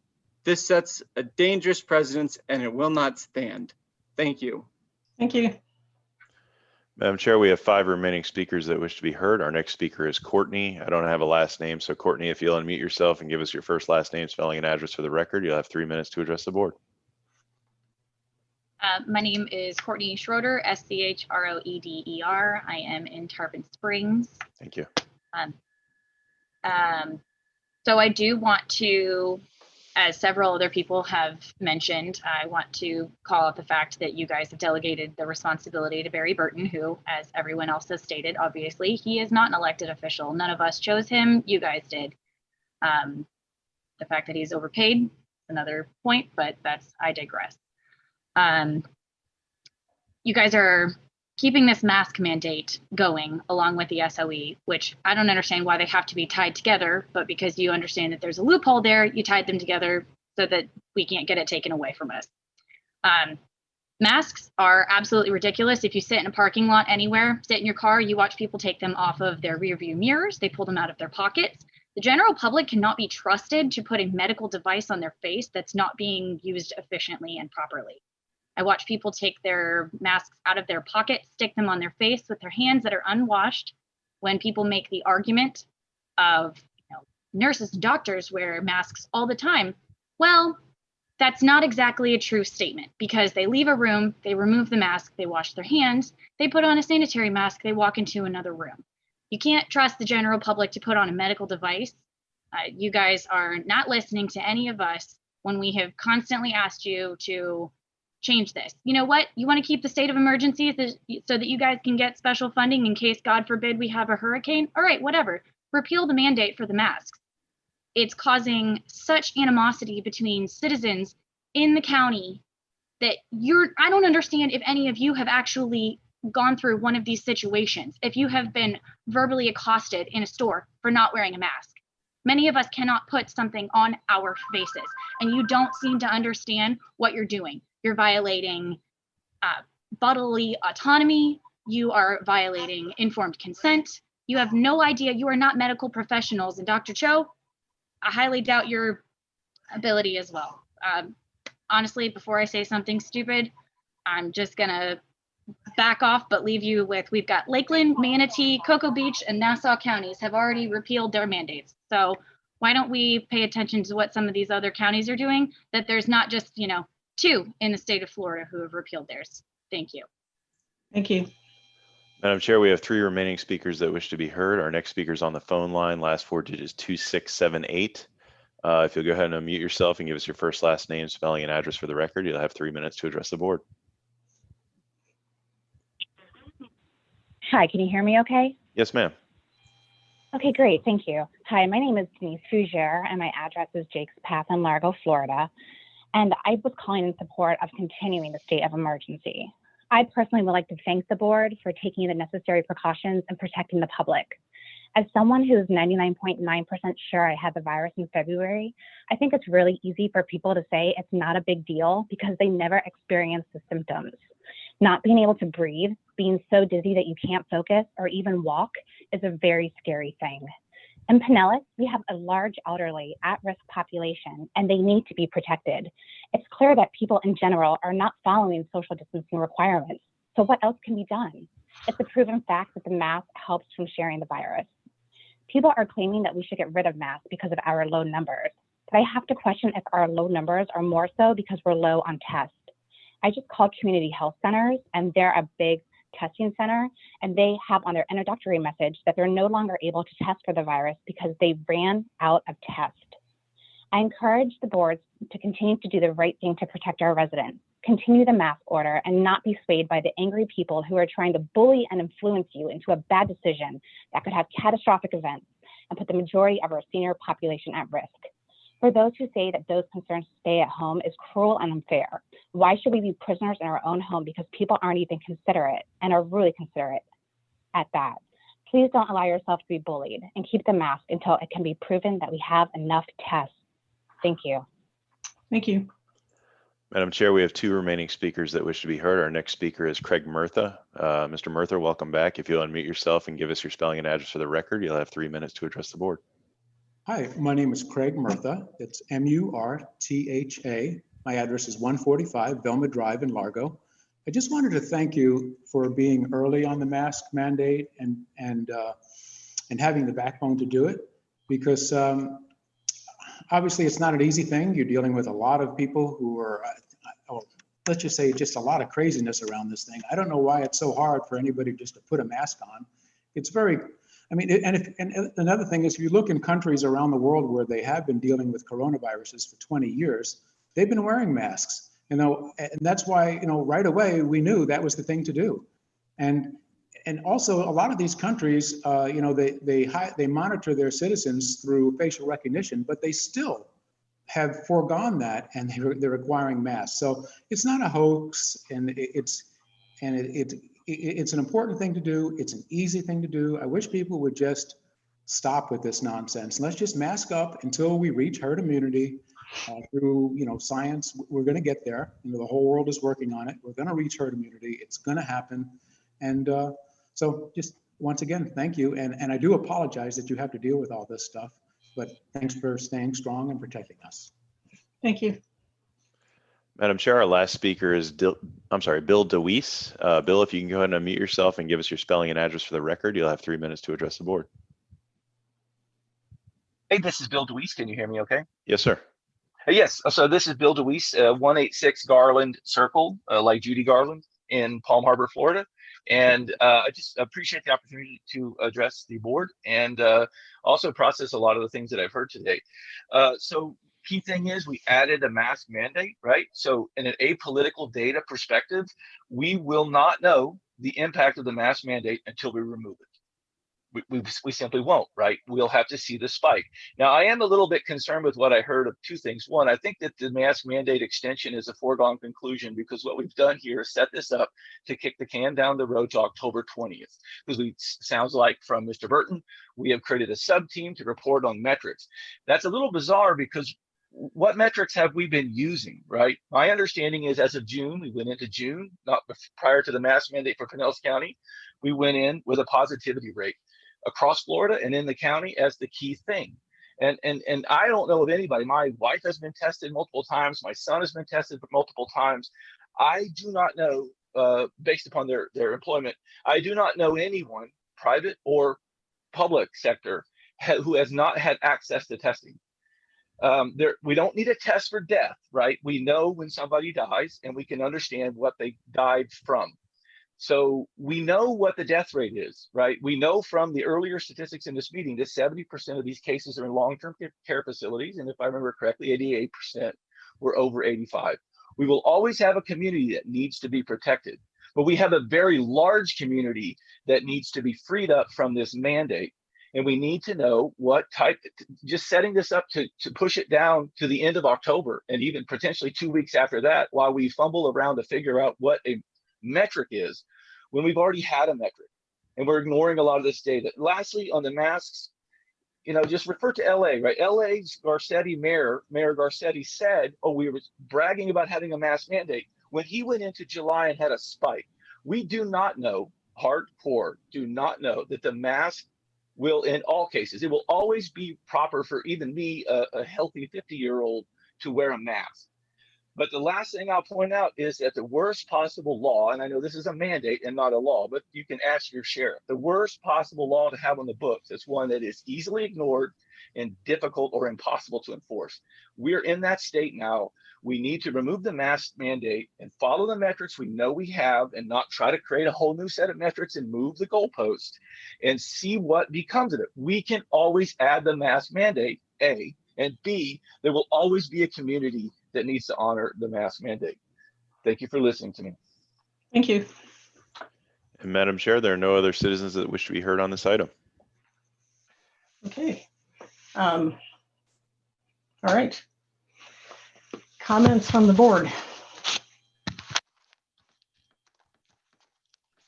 Can I have a motion then? Madam Chair, Yes, please. I would move to extend the local state of emergency, and I do have a couple of comments. Go ahead. Second. Well, it's interesting to listen to folks call in and complain that we're not listening to them while we're listening to them. And we've done that. And maybe Jewel needs to weigh in on some of the questions about authority and authority of delegation, but everything we've done has been proper. But, at some point we just have to say we're going to support the recommendations of the health professionals. And there's just so much misinformation that comes through these phone calls, and it's, I think, important to refocus on the facts and the science.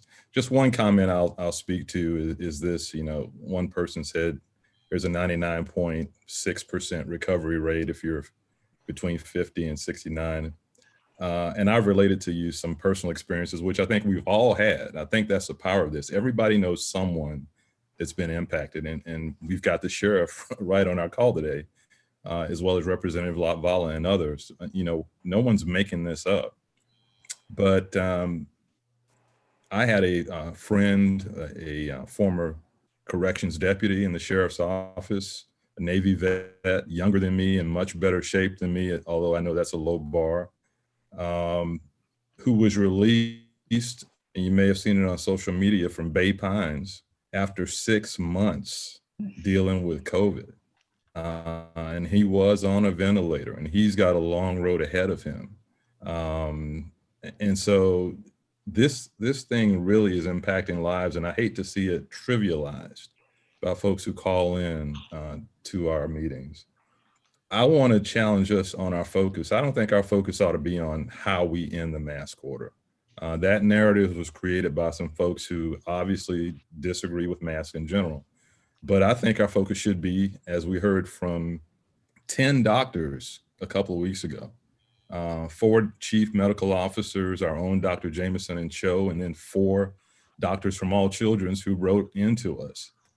The focus ought to be on how we proceed safely into phase 3, into reopening our economy, and through the availability of a vaccine. So I think that's what our focus should be, and every credible source is saying masks are a part of that. And so I just wanted to state some of those things for the record. We're just seeing everything thrown against the wall, including just some inaccurate accusations against some of my colleagues. And I just want to keep us focused on the issue at hand. And that's, how do we proceed safely, keep our economy open, continue to flatten the curve as we move through the flu season and everything before us, and keep our community safe. Masks are a part of that, according to every credible source. And that's why I support it.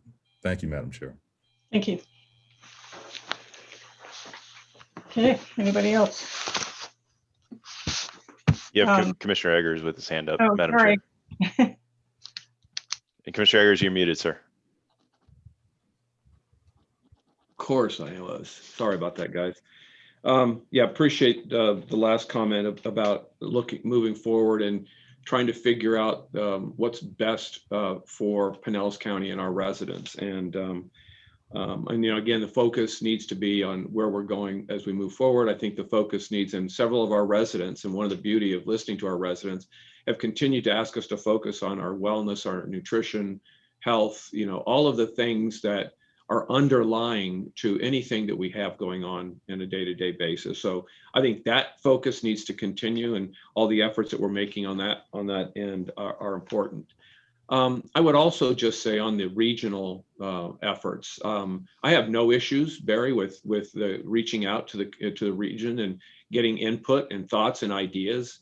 And for me, that's where it stops, because it needs to come back here to us and to our residents. And to that end, I've asked you, and I've asked before, about let's continue to hear the discussion and argument. And we're not talking about making a decision, but just listening to Manatee and Sarasota and Lakeland and the people that are not doing the mask anymore, and the rationale and thought and the messaging that they're doing with their residents. I think it's important that we as commissioners hear all of it, and that our residents know that we're listening to all of it, and listening to the predominance of folks, the larger group of folks that are telling us how important being safe and wearing masks is so far. So I just want to make sure that we continue to bring that balance to our conversation.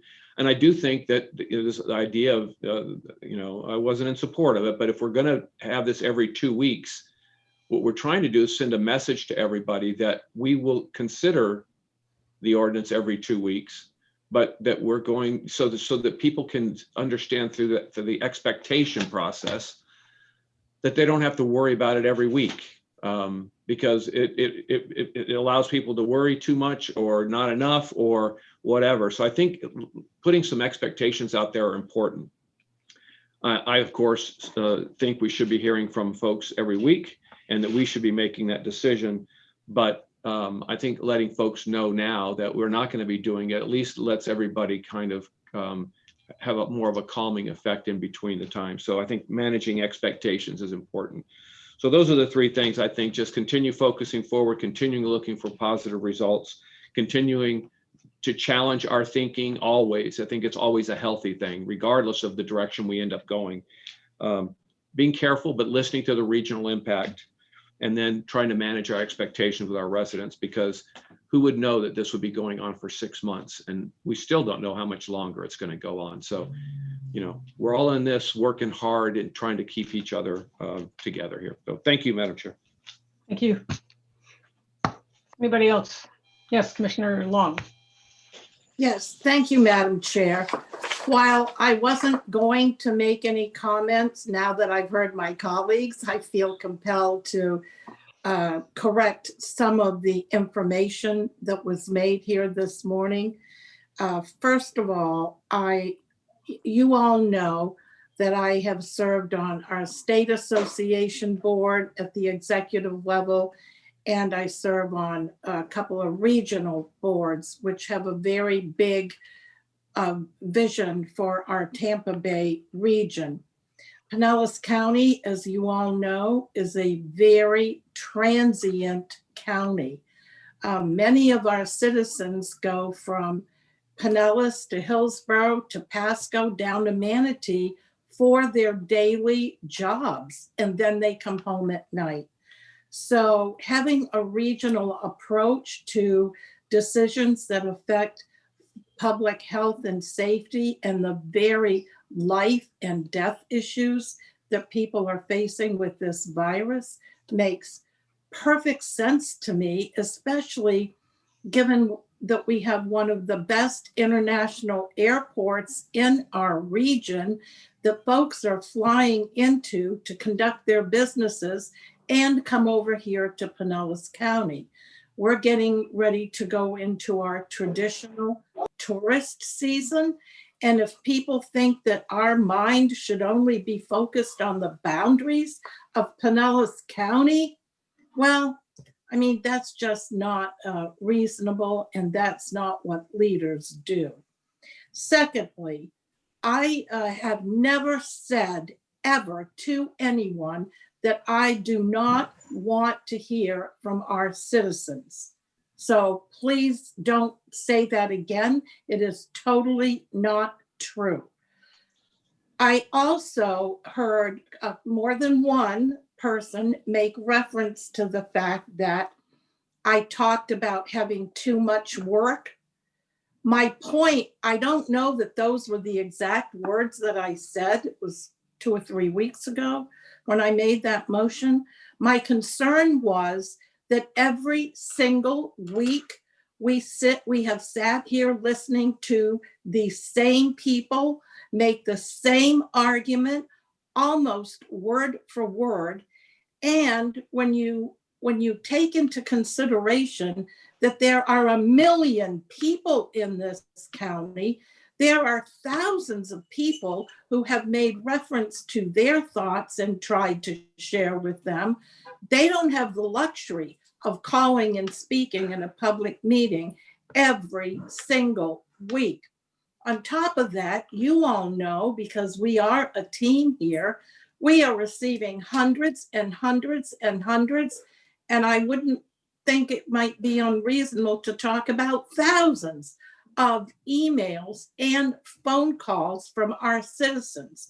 So for anyone to suggest that we're not willing to sit here and listen, I would like to challenge each and every one of those folks to sit in a chair for 4 or 5 or 6 hours and be so focused on these Zoom calls. It's exhausting. So, let's be careful about the negative comments that we make about individuals that are just not true. And for any of those folks who think that it's easy to run an election in a county this size and this scope, well, maybe you should volunteer to serve on or offer your whole life to public service. It is not easy. It's an enormous sacrifice individually and for our families. So I have been serving. I'm proud of my work. I'm proud of the decisions that I have made. And I hope to be able to continue representing the citizens of Pinellas County. And I guess we'll find that out on November 3rd. But this is not the forum to talk about election and make it political. This is not political. This is about life and death. And one more thing, if you will allow, Madam Chair. There were several comments about our salaries, each one of us, by the way, and how it's a part-time job. I definitely would like to challenge that.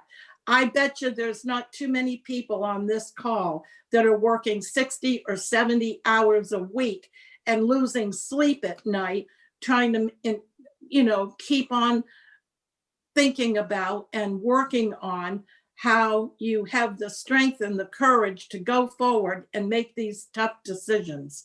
So at that, and by the way, not that anyone that spoke today may care, our salaries are not set by us. They are set by the state legislature.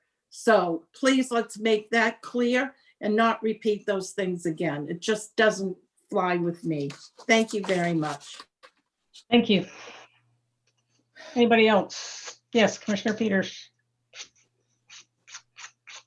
Thank you, Madam Chair. Commissioner Long, I agree with you on the election stuff. I think we should stay focused. It'd be nice if we stayed focused on the subject at hand. So I agree with you there. I just want to say this. I understand the caller's frustration. So we've had 8 weeks of low numbers.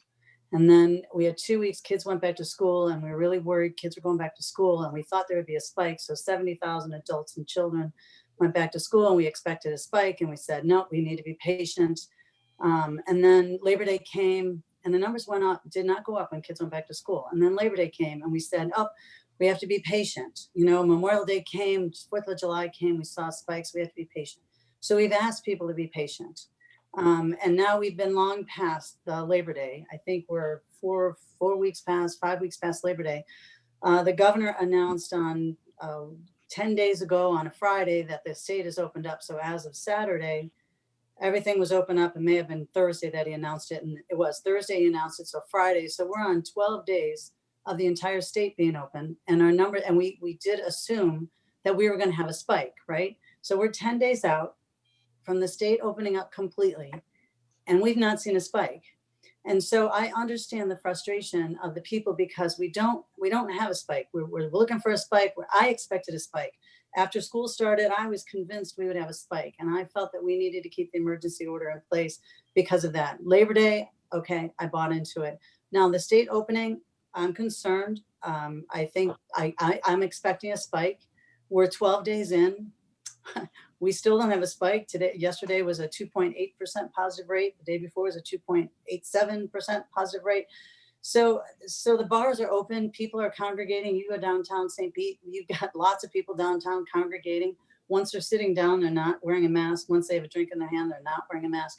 So I understand the frustration of the citizens. That's all I'm pointing out is I understand their frustration. It's been 8 weeks. We've had low numbers, and they're looking for some kind of sign from us that we're giving relief. Now, that said, do I think masks help? Sure, I do. Now, are they the end all be all and the safe thing that we keep touting? I don't believe so, because they are not tight fitting masks. And if you're wearing it and you sneeze, all those aerosols and that spray goes out along the sides because it's not a tight fitting mask. And that's all science. Science tells you that when you sneeze in a non-tight fitting mask or cough, those aerosols and those droplets still escape outside the perimeter of that mask. So I'm not giving the mask the end all be all saving grace that everyone's giving us. Do I believe it helps big droplets from getting in the air? Yes. Do I believe it prevents big droplets from getting in? Yes. Does it prevent small microscopic viruses to come in? No, there's no way it would. But by eliminating the large droplets in the air, I think there's a benefit. But I just, I hear people's frustration on both sides. And I think the best we can do is at least acknowledge, yes, we expected spikes. We aren't seeing spikes. It's been 8 weeks with no spikes. And I'm not sure where the end game is. And I think there should be an end game. And I've been asking, just like some callers have been asking, for some kind of end game. on all of this. And I still hear from restaurant owners that are frustrated with people who don't walk in with a mask. And the diners that are there, they get frustrated from people that don't wear a mask when they walk in. So there's frustration all the way around. I don't think there's clarity. For the woman that called and said there's no tests available, that's really not true. There are tests available, and the Tropicana site will be open. We did 1,500 tests on the 4th, October 4th. We did 3,200 or 2,300 tests on October 3rd. On October 1st, there were 3,200 tests taken in Pinellas County. So the fact that she's saying there are no tests, that's not true. There are tests. There's plenty of tests in Pinellas County. But what I would like Barry to say, and I know Barry had his hand up, so he wanted to say something anyways, but I would like, because people say that we're just in this for the money, for the emergency funds. And, I've been replying to people in my emails and explaining a lot of what that goes into, but I think it's worth explaining that the emergency funds are paying for a lot of things. And it's not just the county grabbing money. They have to pay for those tests. We have to pay for those nurses. And Barry, I want you to add in anything that I forget. We have to pay for the nurses that are conducting the tests. We have to pay for the sites that we're at. We have to pay for the lab results for those tests that are being taken. We have to make sure that we have what we call a super SNF, the nursing home. And I think we have 2, Barry, correct me if we don't have 2 anymore, of places that, we know our nursing home patients are our most vulnerable patients. But if a patient in a nursing home gets COVID and they're not sick enough to be in a hospital, we can't send them back to that nursing home, and we have to send them someplace where they can get appropriate care and effective caring care. And so we have to pay for these nursing homes and the nurses in those nursing homes to ensure that they have a place to go so they don't go to their own nursing home and infect other people. We have a facility for people that are homeless that get COVID. And so all of these things are what we're paying for with those emergency funds. And so to ask us to eliminate the emergency order would then tell us that we can no longer pay for those seniors to go in that special nursing home. And we could no longer pay for the tests, and we can no longer pay for the nurses to man those tests and the lab reports to get the lab results out of those tests. So, Barry, I want you to elaborate if there's more, but just ending the emergency order, it's not just a money grab. This is really to pay for people, and it is a real virus. It is a very dangerous virus. It's a vascular virus, and it is very difficult for some people to get better because the fluid that goes in the lungs is a gel. It's not like a watery fluid like we normally get with respiratory viruses. This is a very, very serious virus. I understand people's frustration, but I think the more transparent we are and the clearer we are, I think people will understand why the emergency order is important as long as the virus is still active out there. Even if it's only active at a low level, it's still important to have those things in place. So I just wanted to state that. Again, I don't think the masks are the end all be all, but I do think the emergency order is for the people that do get it. And it is a serious virus. So Barry, I'd appreciate it if you'd elaborate if I missed anything or was incorrect about something. No, Commissioner, you're correct, and that the emergency order allows 2 things. Well, there's 2 pots of money that we can really draw upon to address the pandemic and the many issues that you just spoke of. We've outlined how we're utilizing the CARES Act funding, which is on our website, and we put up the detail to kind of show you where the spending is going.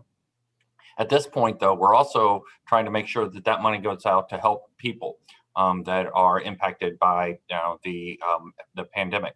We, though, are reserving judgment in terms of whether we get reimbursement through the CARES Act funding, both us and cities, or whether we charge that off excuse me, as a FEMA reimbursement, which is where the emergency order really helps, because without an emergency order, the cost associated with responding to the pandemic would not be FEMA eligible.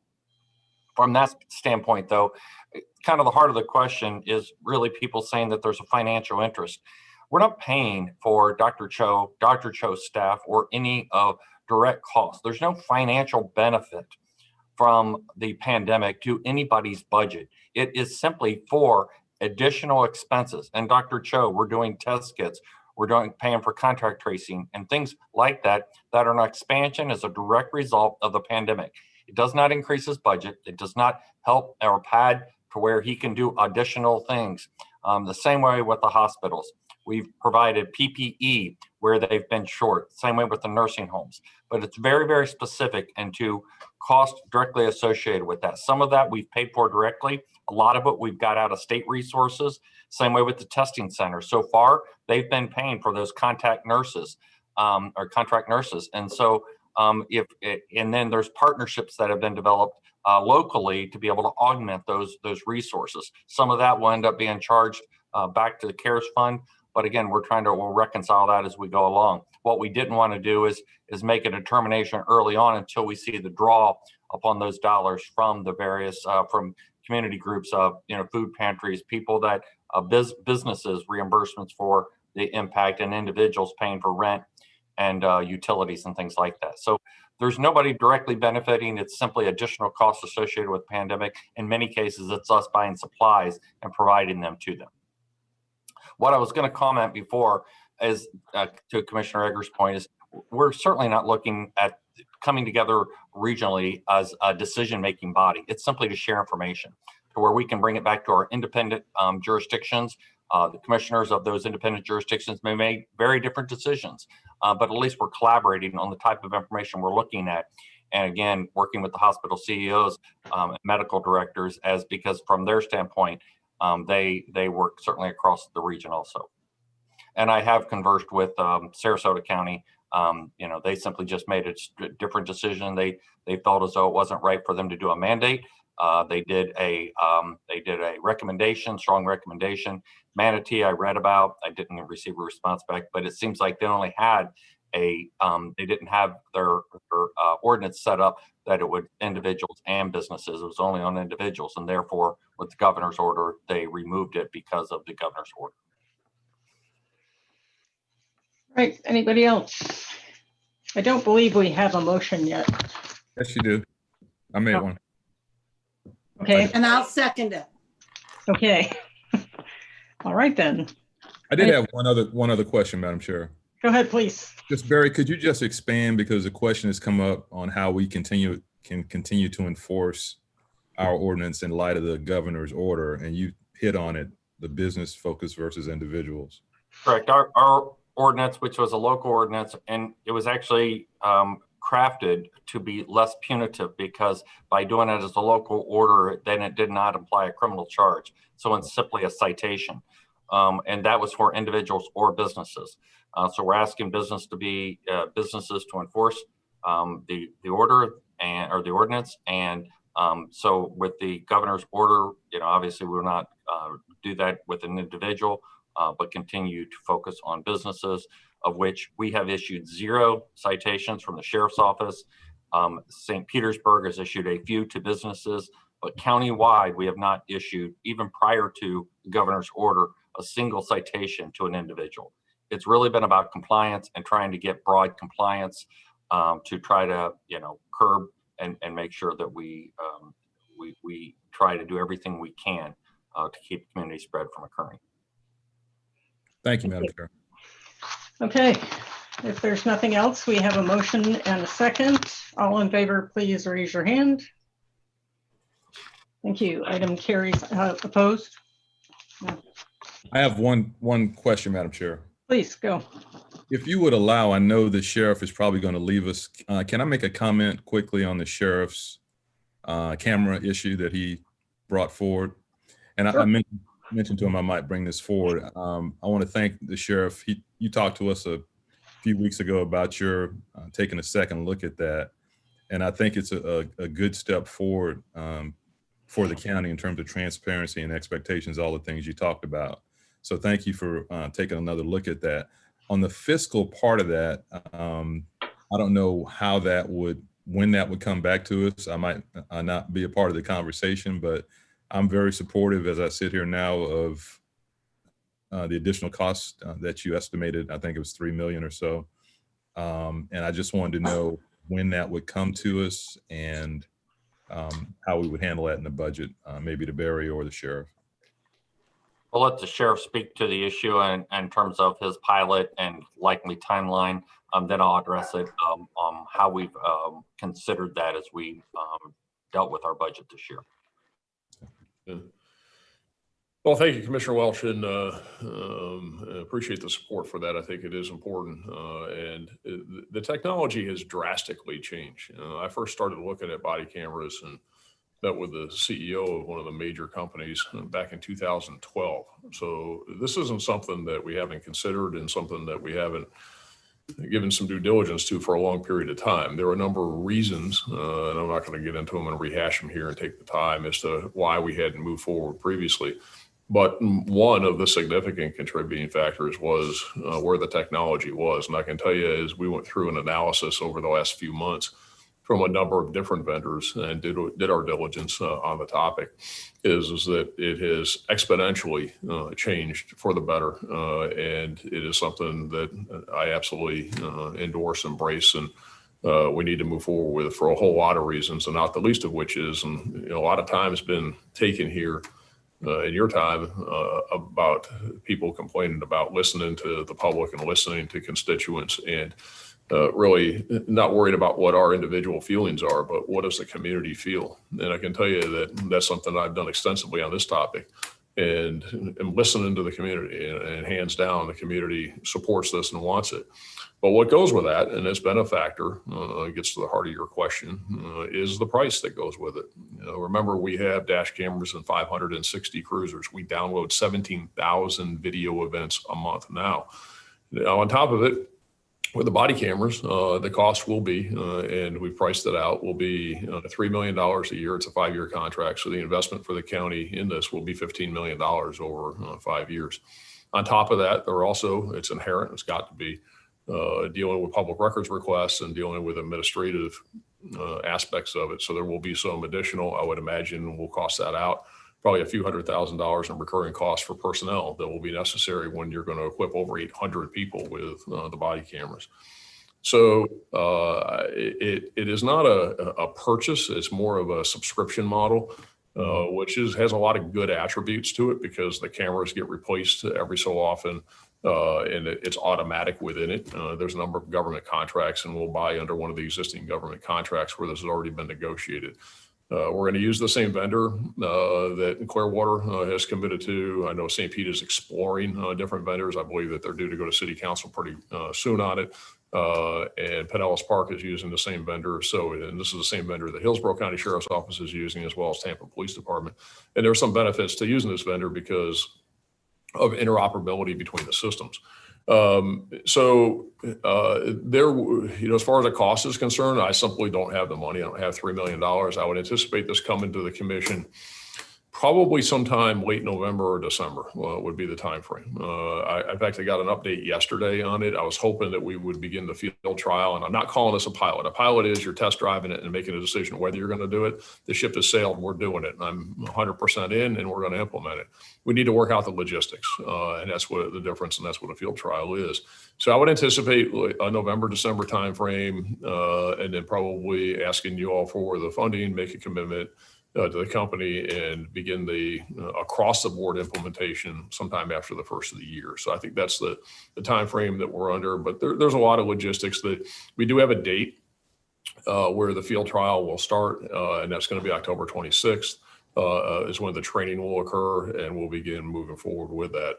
So that's kind of where we are with it. But it's done deal. We're moving forward. It's just a matter of implementing it, and assuming that you all will support it with the funding, because like I said, it's just too much money. Now, one of the questions that I have had, and I'll just raise it here, will there be any offsetting savings?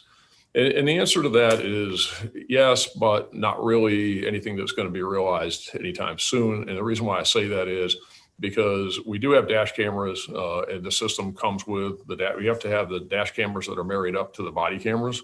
And so the current system is called Coban that we use, and it is in the upfitting of the cars. So it's baked into all of the costs of the cars that we now finance. So it's on the debt service side. And so in the long term, we won't have to buy those, and they won't be part of the upfitting for the cruisers. But again, that's all baked into kind of a different bucket. So each car will cost now less, probably about $5,000. But you're not going to realize that on this operating side of the expenditure ledger. So yes, there'll be a cost savings, but it's really not going to help in what we need to fund the body worn camera program. Okay. Well, again, thank you so much, Sheriff.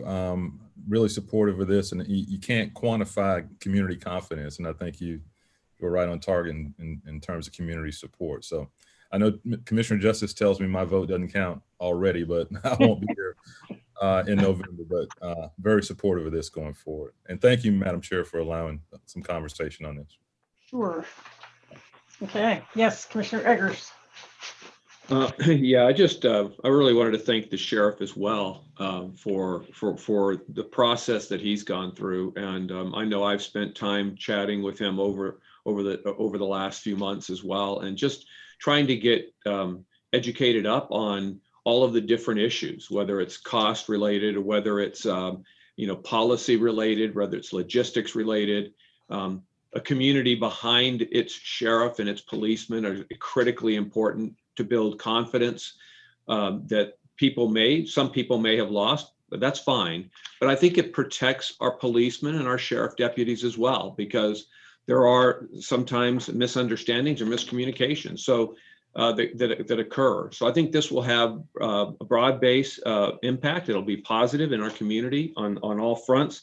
I do think the community conversation about issues in our community are still there to be had. I still think that the policy issues that the sheriff's going to go through, there's some details there that are going to be really important to understand from a privacy standpoint, from the deputy's privacy, from residents that we go and talk to, their privacy, when those cameras go off, when they come back on, and how that's monitored, so it doesn't change the perception of the trustworthiness of the system. So there is a lot of work to be done, and not that should slow the process. It just means that we've just got to be careful, again, to educate, manage expectations, and keep having the broader, deeper discussion about how to continue improving the county that we live in. So thank you again, Sheriff, for your deep consideration on this and where you are now. Thank you. Thank you. Okay, moving along, we have item 17, code enforcement officers. This is designated the job titles for the code enforcement officers. This is a Florida statute requirement to designate the titles, and that way they can enforce our ordinances. Move approval, Madam Chair. Thank you. Second. Thank you. Do you have any questions? All right, we have a motion from Commissioner Peters, second from Commissioner Seal. All in favor, raise your hand. Commissioner, you need to take public comment. Sorry. I knew that. At this time, if there are any members of the public that wish to comment on agenda item number 17, yeah, 17, yeah. Please raise your hand virtually in the Zoom meeting or hit *9 on the telephone. And Madam Chair, there's no one that wishes to speak on agenda item 17. Okay, then. All in favor, please raise your hand. Thank you. Motion carries 7-0. Item 18. This is an extension of the Pinellas County Technical Rescue Team Agreement with the cities of Clearwater, Largo, Pinellas Park, and St. Petersburg for 1 year. Move approval. I do have a question. Second. Okay, Commissioner Welch. Barry, could you have staff just send us the number of technical rescues? I didn't see it in the documentation. Just the number we have per year or per month. Just curious. Yeah, absolutely. Jim Fogarty's on the line, but I'll just have them, if you're okay, I'll just have him send you a report. That's fine. Great. Thank you. Great. Any other questions? Not. We have a motion from Commissioner Welch, second from Commissioner Seal. All in favor, please raise your hand. Commissioner, Public comment. Sorry.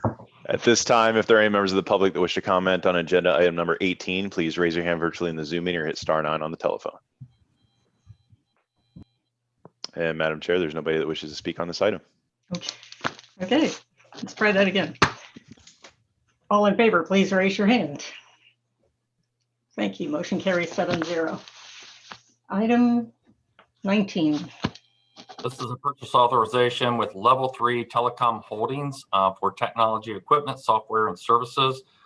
This consolidates and replaces two prior contracts into one for trunk services, enterprise internet services, and then modifies them to where they're all on the same schedule. Move approval, Madam Chair. Second. Okay, thank you. Do we have any questions? we have any public comment? At this time, if there are any members of the public that wish to comment on agenda item number 19, please raise your hand virtually in the Zoom meeting or hit star 9 on the telephone. And Madam Chair, there's nobody that wishes to speak on this item. Okay. In that case, all in favor, please raise your hand. Thank you. Motion carries 7-0. Item 20. This is an amendment to the Emergency Medical Services Advanced Life Support First Responder Agreement with the City of St. Petersburg. There were some questions at the work session regarding this. Jim Fogarty did send you a memo regarding that. If there are additional questions, he is on the line to be able to answer those. Do we have any questions? Okay. We'll entertain a motion. Move approval, Madam Chair. Okay, thank you. Do we have any public comment, Brian? Madam Chair, you have Commissioner Peters, I think, that has her I'm sorry. hand up. Commissioner Peters.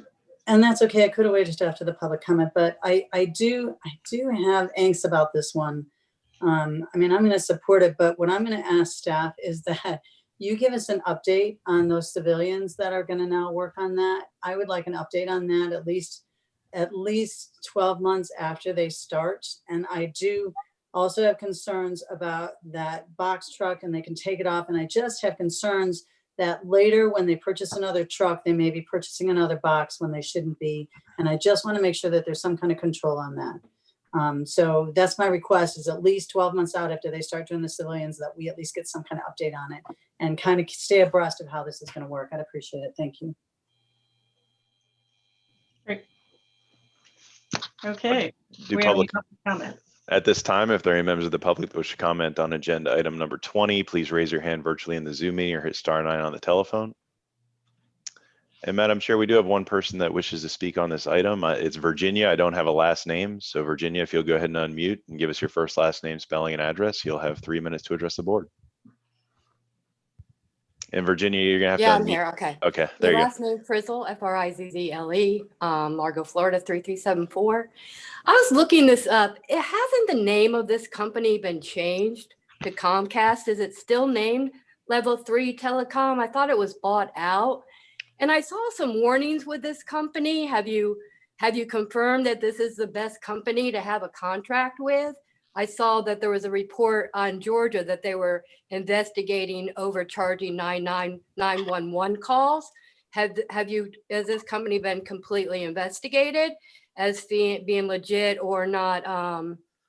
That was resolved, that they were not taking extra money from the community for 911. I just saw some flags on this company when I was looking this up. Thank you. Thank you. And Madam Chair, I think those comments were for our agenda item 19. They were, but just to assure her, we do have a very robust purchasing process. So contracts are vetted, there's background checks, et cetera, and stuff done as a result of, as a part of any contracting effort. Thank you. Okay, well, we have a motion from Commissioner Welch, second from Commissioner Long. All in favor, please raise your hand.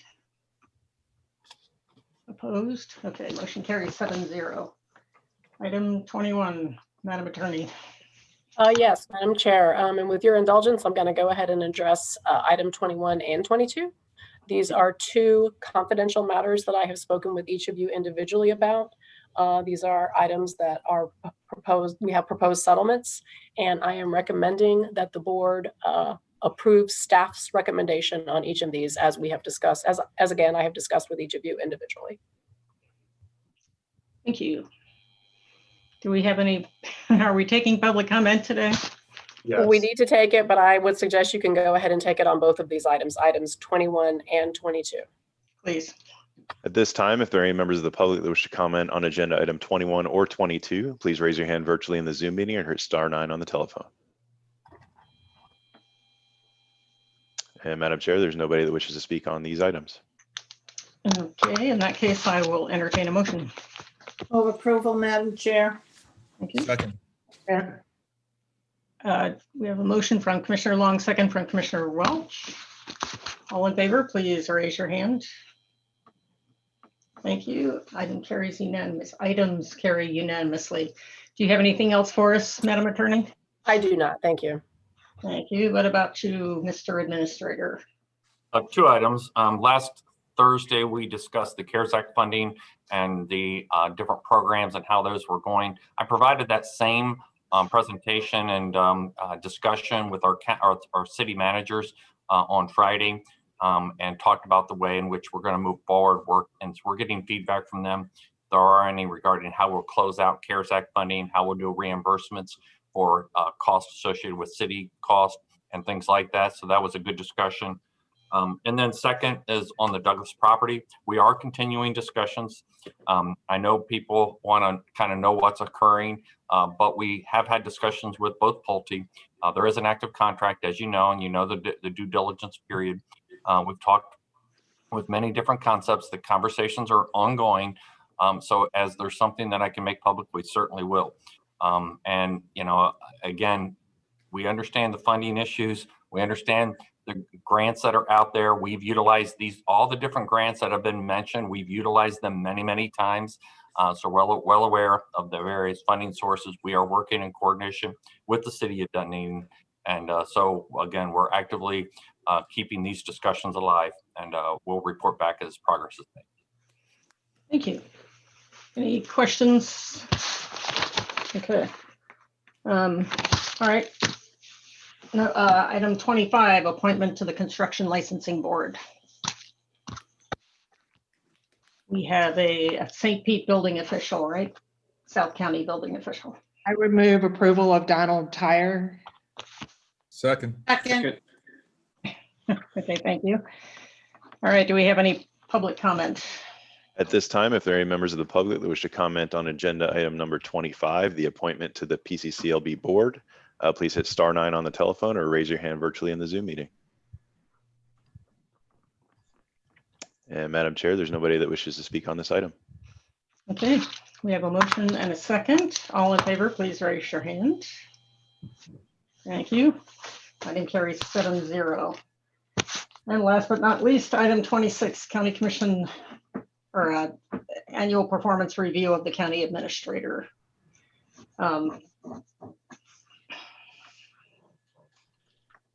This is not actually something that we have to vote on or anything, so you have the results. If anybody's got any comments,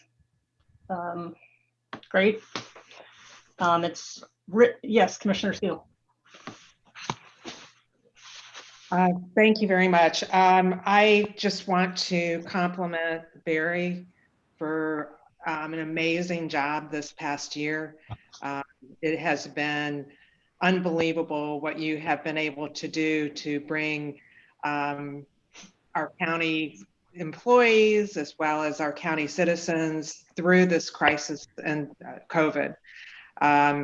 You know, the budget presentation this year was amazing, the most in-depth presentation that I've seen for some time. I just want to commend you for leading our employees and for everything that you have accomplished this year. And you were a good hire. Thank you. Thank you, Commissioner. Right. Yes, Commissioner Welch. I concur with Commissioner Seal. And I remember Barry reminded us during the interviews in 2018, and the numbers might be off, that 17 years ago, we made a mistake when we didn't hire him. And one of those issues we were concerned about was dealing with emergencies and hurricanes. Barry reminded us how much he dealt with FEMA. And I just wanted to, you know, say, Barry, through this COVID crisis, your leadership has been outstanding. And your coordination and collaboration with the community and with folks in the region, you really lived up to that promise of being able to deal with an emergency. And beyond that, the things that Commissioner Seal mentioned, the budget, just the process improvements, all those things, Pinellas County is in really good shape thanks to your leadership. So job well done, sir. Still need to get you on a Harley. You're on an inferior motorcycle, but other than that, you're doing a great job. Thank you. All right. Anybody else? Well, I just want to say thank you too. You can have your turn. Hold on a second. Just wanted to make sure you saw me. I saw you.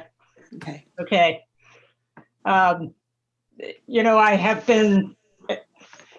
didn't know how we were going to handle this thing in the spring when it started coming up, and I was so glad that you just took charge for the whole community and organized these daily calls, if you will, and just took us through that.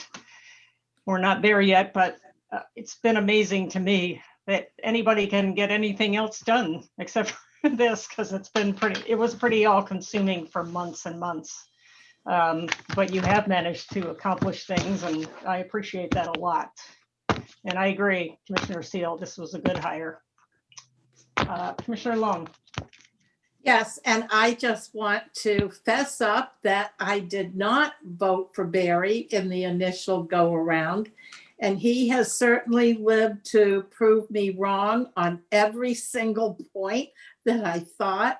So I'm grateful to my colleagues for the votes that they took that allowed him to be our county administrator, because boy, oh boy, he has just been extraordinary. And you all know I don't say that often about too many folks. So good job, Barry. Thank you for everything you have done for us, for your passion, for your determination. And most of all, I love the fact that you have a sense of urgency about getting big things done. And it doesn't take you weeks or months to make a very difficult decision. So, and it's nice to know that you have a very grounded sense of your own self and can laugh at yourself and really take time and balance in your life to give part of yourself to your family as well. So you have certainly made an impact in our community. I could not be more proud to be working with you. Thank you. Thank you. Okay. Yes, Commissioner Eggers. Yeah, thank you, Madam Chair. Yeah, I would just say that, I am extremely happy with the work that Barry's doing. He brings an incredible enthusiasm and energy to the job. He has before he got here, trying to get the job. And then since he's been here, he has been remarkable.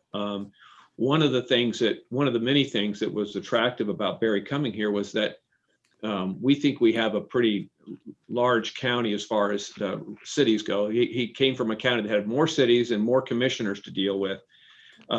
And so really understanding the importance of collaboration among member governments has been super important. And it couldn't have been more important than during this last 8 months, this pandemic that we've been through, collaborating with our 501c3s from our business community, with our partners from city government, and on and on.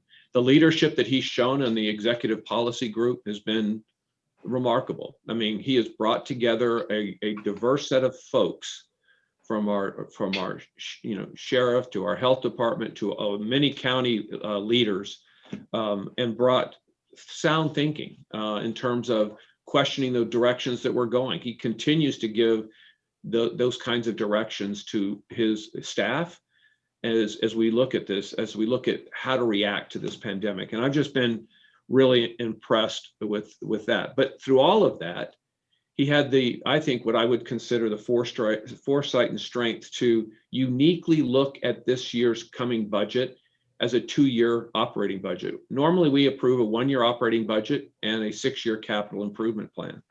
I voted against a budget 2 or 3 years ago because we were adding way too many people, in my opinion. I wanted to emphasize the importance of that unique approach this time. But he continues to work to get outside looks at our system, whether it's our development review system, trying to make sure that our businesses and residents get the best from our departments.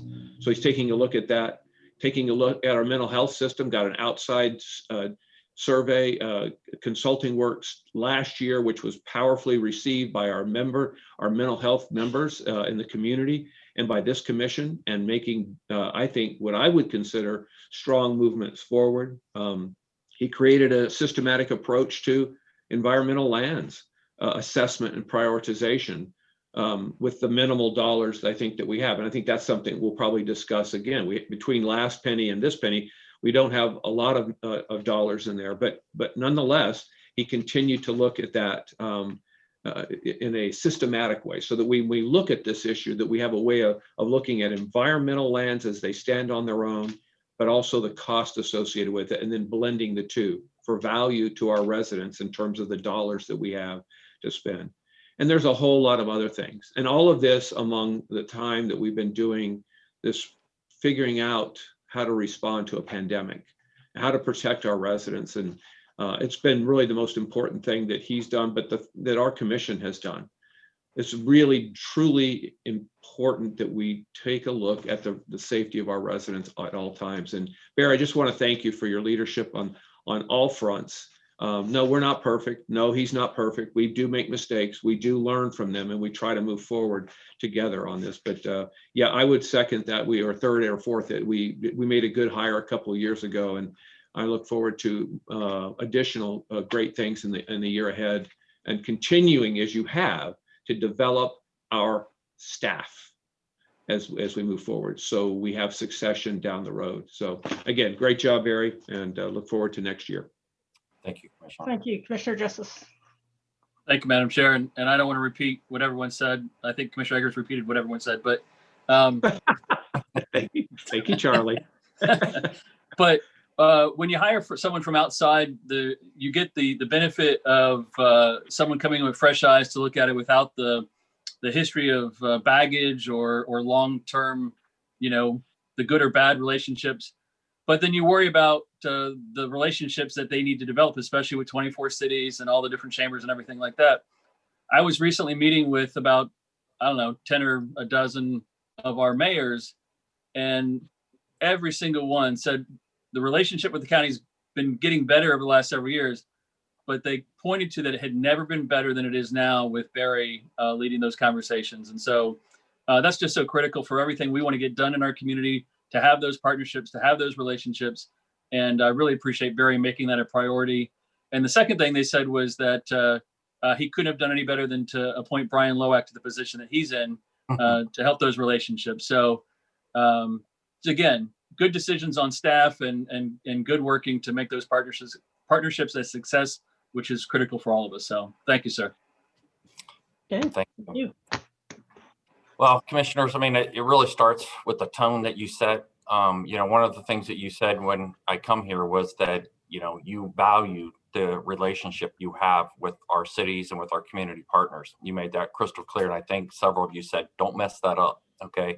Well, we take note of that, because it really does start from the top. The tone you set and the way in which you collaborate and you really come together with a community plan and idea. But I've received that same support, not only from commissioners, but from every community partner, community groups, municipalities. They've just been so open to share ideas and to provide input. And then what is even more amazing, which is really what makes Pinellas County so special, is that they come together and then they stick to an issue. They say, it doesn't have to be our issue. Let's agree on something and then work as a region. That is unique. And I think we are so much stronger because of the way in which our cities and the county work together. So I couldn't be more proud to lead our organization, and I couldn't be more proud of our staff. So many of the things we started is as a result of the input from our staff, the way in which people have responded on this COVID. I'll just point to one just because he's on here, but Brian has a full-time job as OTI director. And so he's not only handling all of the issues, but Brian's one person of many, of hundreds that are doing the same thing across that. They're very, very dedicated employees. I'm very proud to be part of that our organization and work with them to try to deliver on the services. So I don't blush often, but I really do appreciate the kind comments. But more importantly, I look forward to working with each and every one, in the future. Thank you. And we hope you'll be around for a long time. Commissioner Eggers, you had a couple of other things. Yeah. Assuming we were done with Barry's review, just two things. Wait, Commissioner Peters, did you want to comment? Okay, never mind. Sorry. Go ahead. Sorry. Go ahead, Commissioner Eggers. Oh, okay. Yeah, just a couple things real quick. We've had a couple of folks call in about access to the tax collector's office. We've had some good communication with the tax collector's office, and essentially they're being driven by keeping it ultimately very safe for our residents when they come and visit. So that's the big overarching policy that they've had. Their calls normally are about 20 to 25,000 calls. And so they've gone as high as 70 to 80, and now they're back down to about 45 to 50,000 calls a month. So the numbers are pretty high, and what they're working on, they recognize the responsiveness to the callers calling in to make appointments has been a little slow. And so they're working on getting some more bodies to answer the phones. So I just really wanted to say thank you for the tax collector making that safety the number one issue, but also in trying to adjust the high call volume that they've been getting. The second thing I was going to mention is we got I think one of the callers today mentioned a tour of the Gladys Douglas property. And if you didn't get a chance to take a look at it, it is pretty impressive. When you get from the road, sometimes you can't really see the incredible beauty that lies behind the outer facade, if you will, but it is incredibly beautiful. And just if you get a chance, take a look at it. It is incredibly beautiful. And the only other thing I was going to ask, do we, for our residents' sake, do we know in 2 weeks, are we running virtual or are we running in person in 2 weeks? Do we know? The virtual is allowed through the end of this month. So the plan is for the workshops and or the meetings to be virtual through October. Correct. Okay. Thank you, Madam Chair. That's all I had. Thank you, Commissioner Peters. Thank you, Madam Chair. I want to give you an update on YAC, and then I need a vote on something. So tomorrow their Zoom meeting features the supervisor of elections voter outreach manager, and on 10/22 the Zoom meeting features Sheriff Bob Gualtieri. They're working on coordinating the first in-person meeting at a county park in November. And if you check their website, you'll see their meetings and participation information. But we have always had one YAC member on the Parks board. And the Parks board meeting, it kind of coincides before this board can. So what the YAC does, I'm sorry, I'm babbling, but the YAC board is going to vote for their officers and that person to represent on the Parks board on October 15th. But normally that Parks person then has to come to the BCC meeting to get approved. And if we wait that long, then he or she will miss that first board meeting. There's only 4 board meetings a year. And in the past, kids have only been able to attend 2. So it hasn't been a true experience because they only did the school year. And so now that we've done the resolution to allow them to participate in YAC for a full 12 months, we want them to have the opportunity to participate in all 4 of those quarterly meetings. And so I'm going to ask you to waive the rules requiring the BCC appointment of the named YAC liaison and allow the YAC board to appoint them and let them attend that meeting, because they won't be able to attend that meeting if we have to wait for their appointment. So if you would trust their judgment on who they vote in and allow them to participate in that meeting and just waive the rules and allow them to move forward so they can attend all 4 meetings, we truly would appreciate it. Thank you. Commissioner Long. Yes, I would like to make a motion to waive the rules so that we can take care of Commissioner Peters' request on behalf of these students, number 1. And number 2, before we move forward to do it, Jewel, is it allowable for us to take a vote since it hasn't been on the agenda? We took a look at this. We did discuss this with Commissioner Peters' aide and felt like it was appropriate for her to bring it up at this time on the agenda, and also for you all to take the action to basically, you would essentially be delegating to the YAC to select their own member. We felt like everything that she's proposing is appropriate. And I'd like to make a motion to move forward, Madam Chair, please. Do you also want to delegate that appointment to the YAC board? Yes. Everything Jewel and Commissioner Peters said. Okay. I'll second that. Okay. Thank you. Sounds right to me. Okay. I don't think I've ever challenged whoever they wanted to put on there anyway. So And I appreciate that. And I also appreciate Carol's help. She gave them an entire training on the Sunshine Law and all of their responsibilities. And Carol did an outstanding job, and she has really been instrumental with help. So we just really appreciate her. So thank you. Good. Okay. Do we have any discussion on the motion on the floor? Do we have anybody who would like to comment, Brian? Yeah, sorry. Commissioner Long, go ahead. Yeah, I just wanted to say at the board meeting of Clearwater Central Catholic High School last Thursday, your young Dylan came and spoke to the board, which is the first time in the history of the school they've ever had a student come and present to them. And because of the way in which he conducted himself and spoke about the YAC program, Commissioner Peters, they are going to continue with that in their future board meetings. I just thought it was a terrific example of how this program is making and having an influence in these young folks' lives, because without that opportunity, he would have never been able to do that. So thank you very much again for a great program. Thank you, everybody. Thank you. Any other comments? Or Brian, do we have any comments? At this time, if there are any members of the public that wish to comment on the motion on the floor, please raise your hand virtually in the Zoom meeting or hit *9 on the telephone. And Madam Chair, there's nobody that wishes to comment. Okay. Did we get a second on that motion? Mr. Eggers. Okay, thank you. I wasn't sure. All right. All in favor, please raise your hand. Thank you. Motion carries 7-0. All right. Anything else for the good of the order?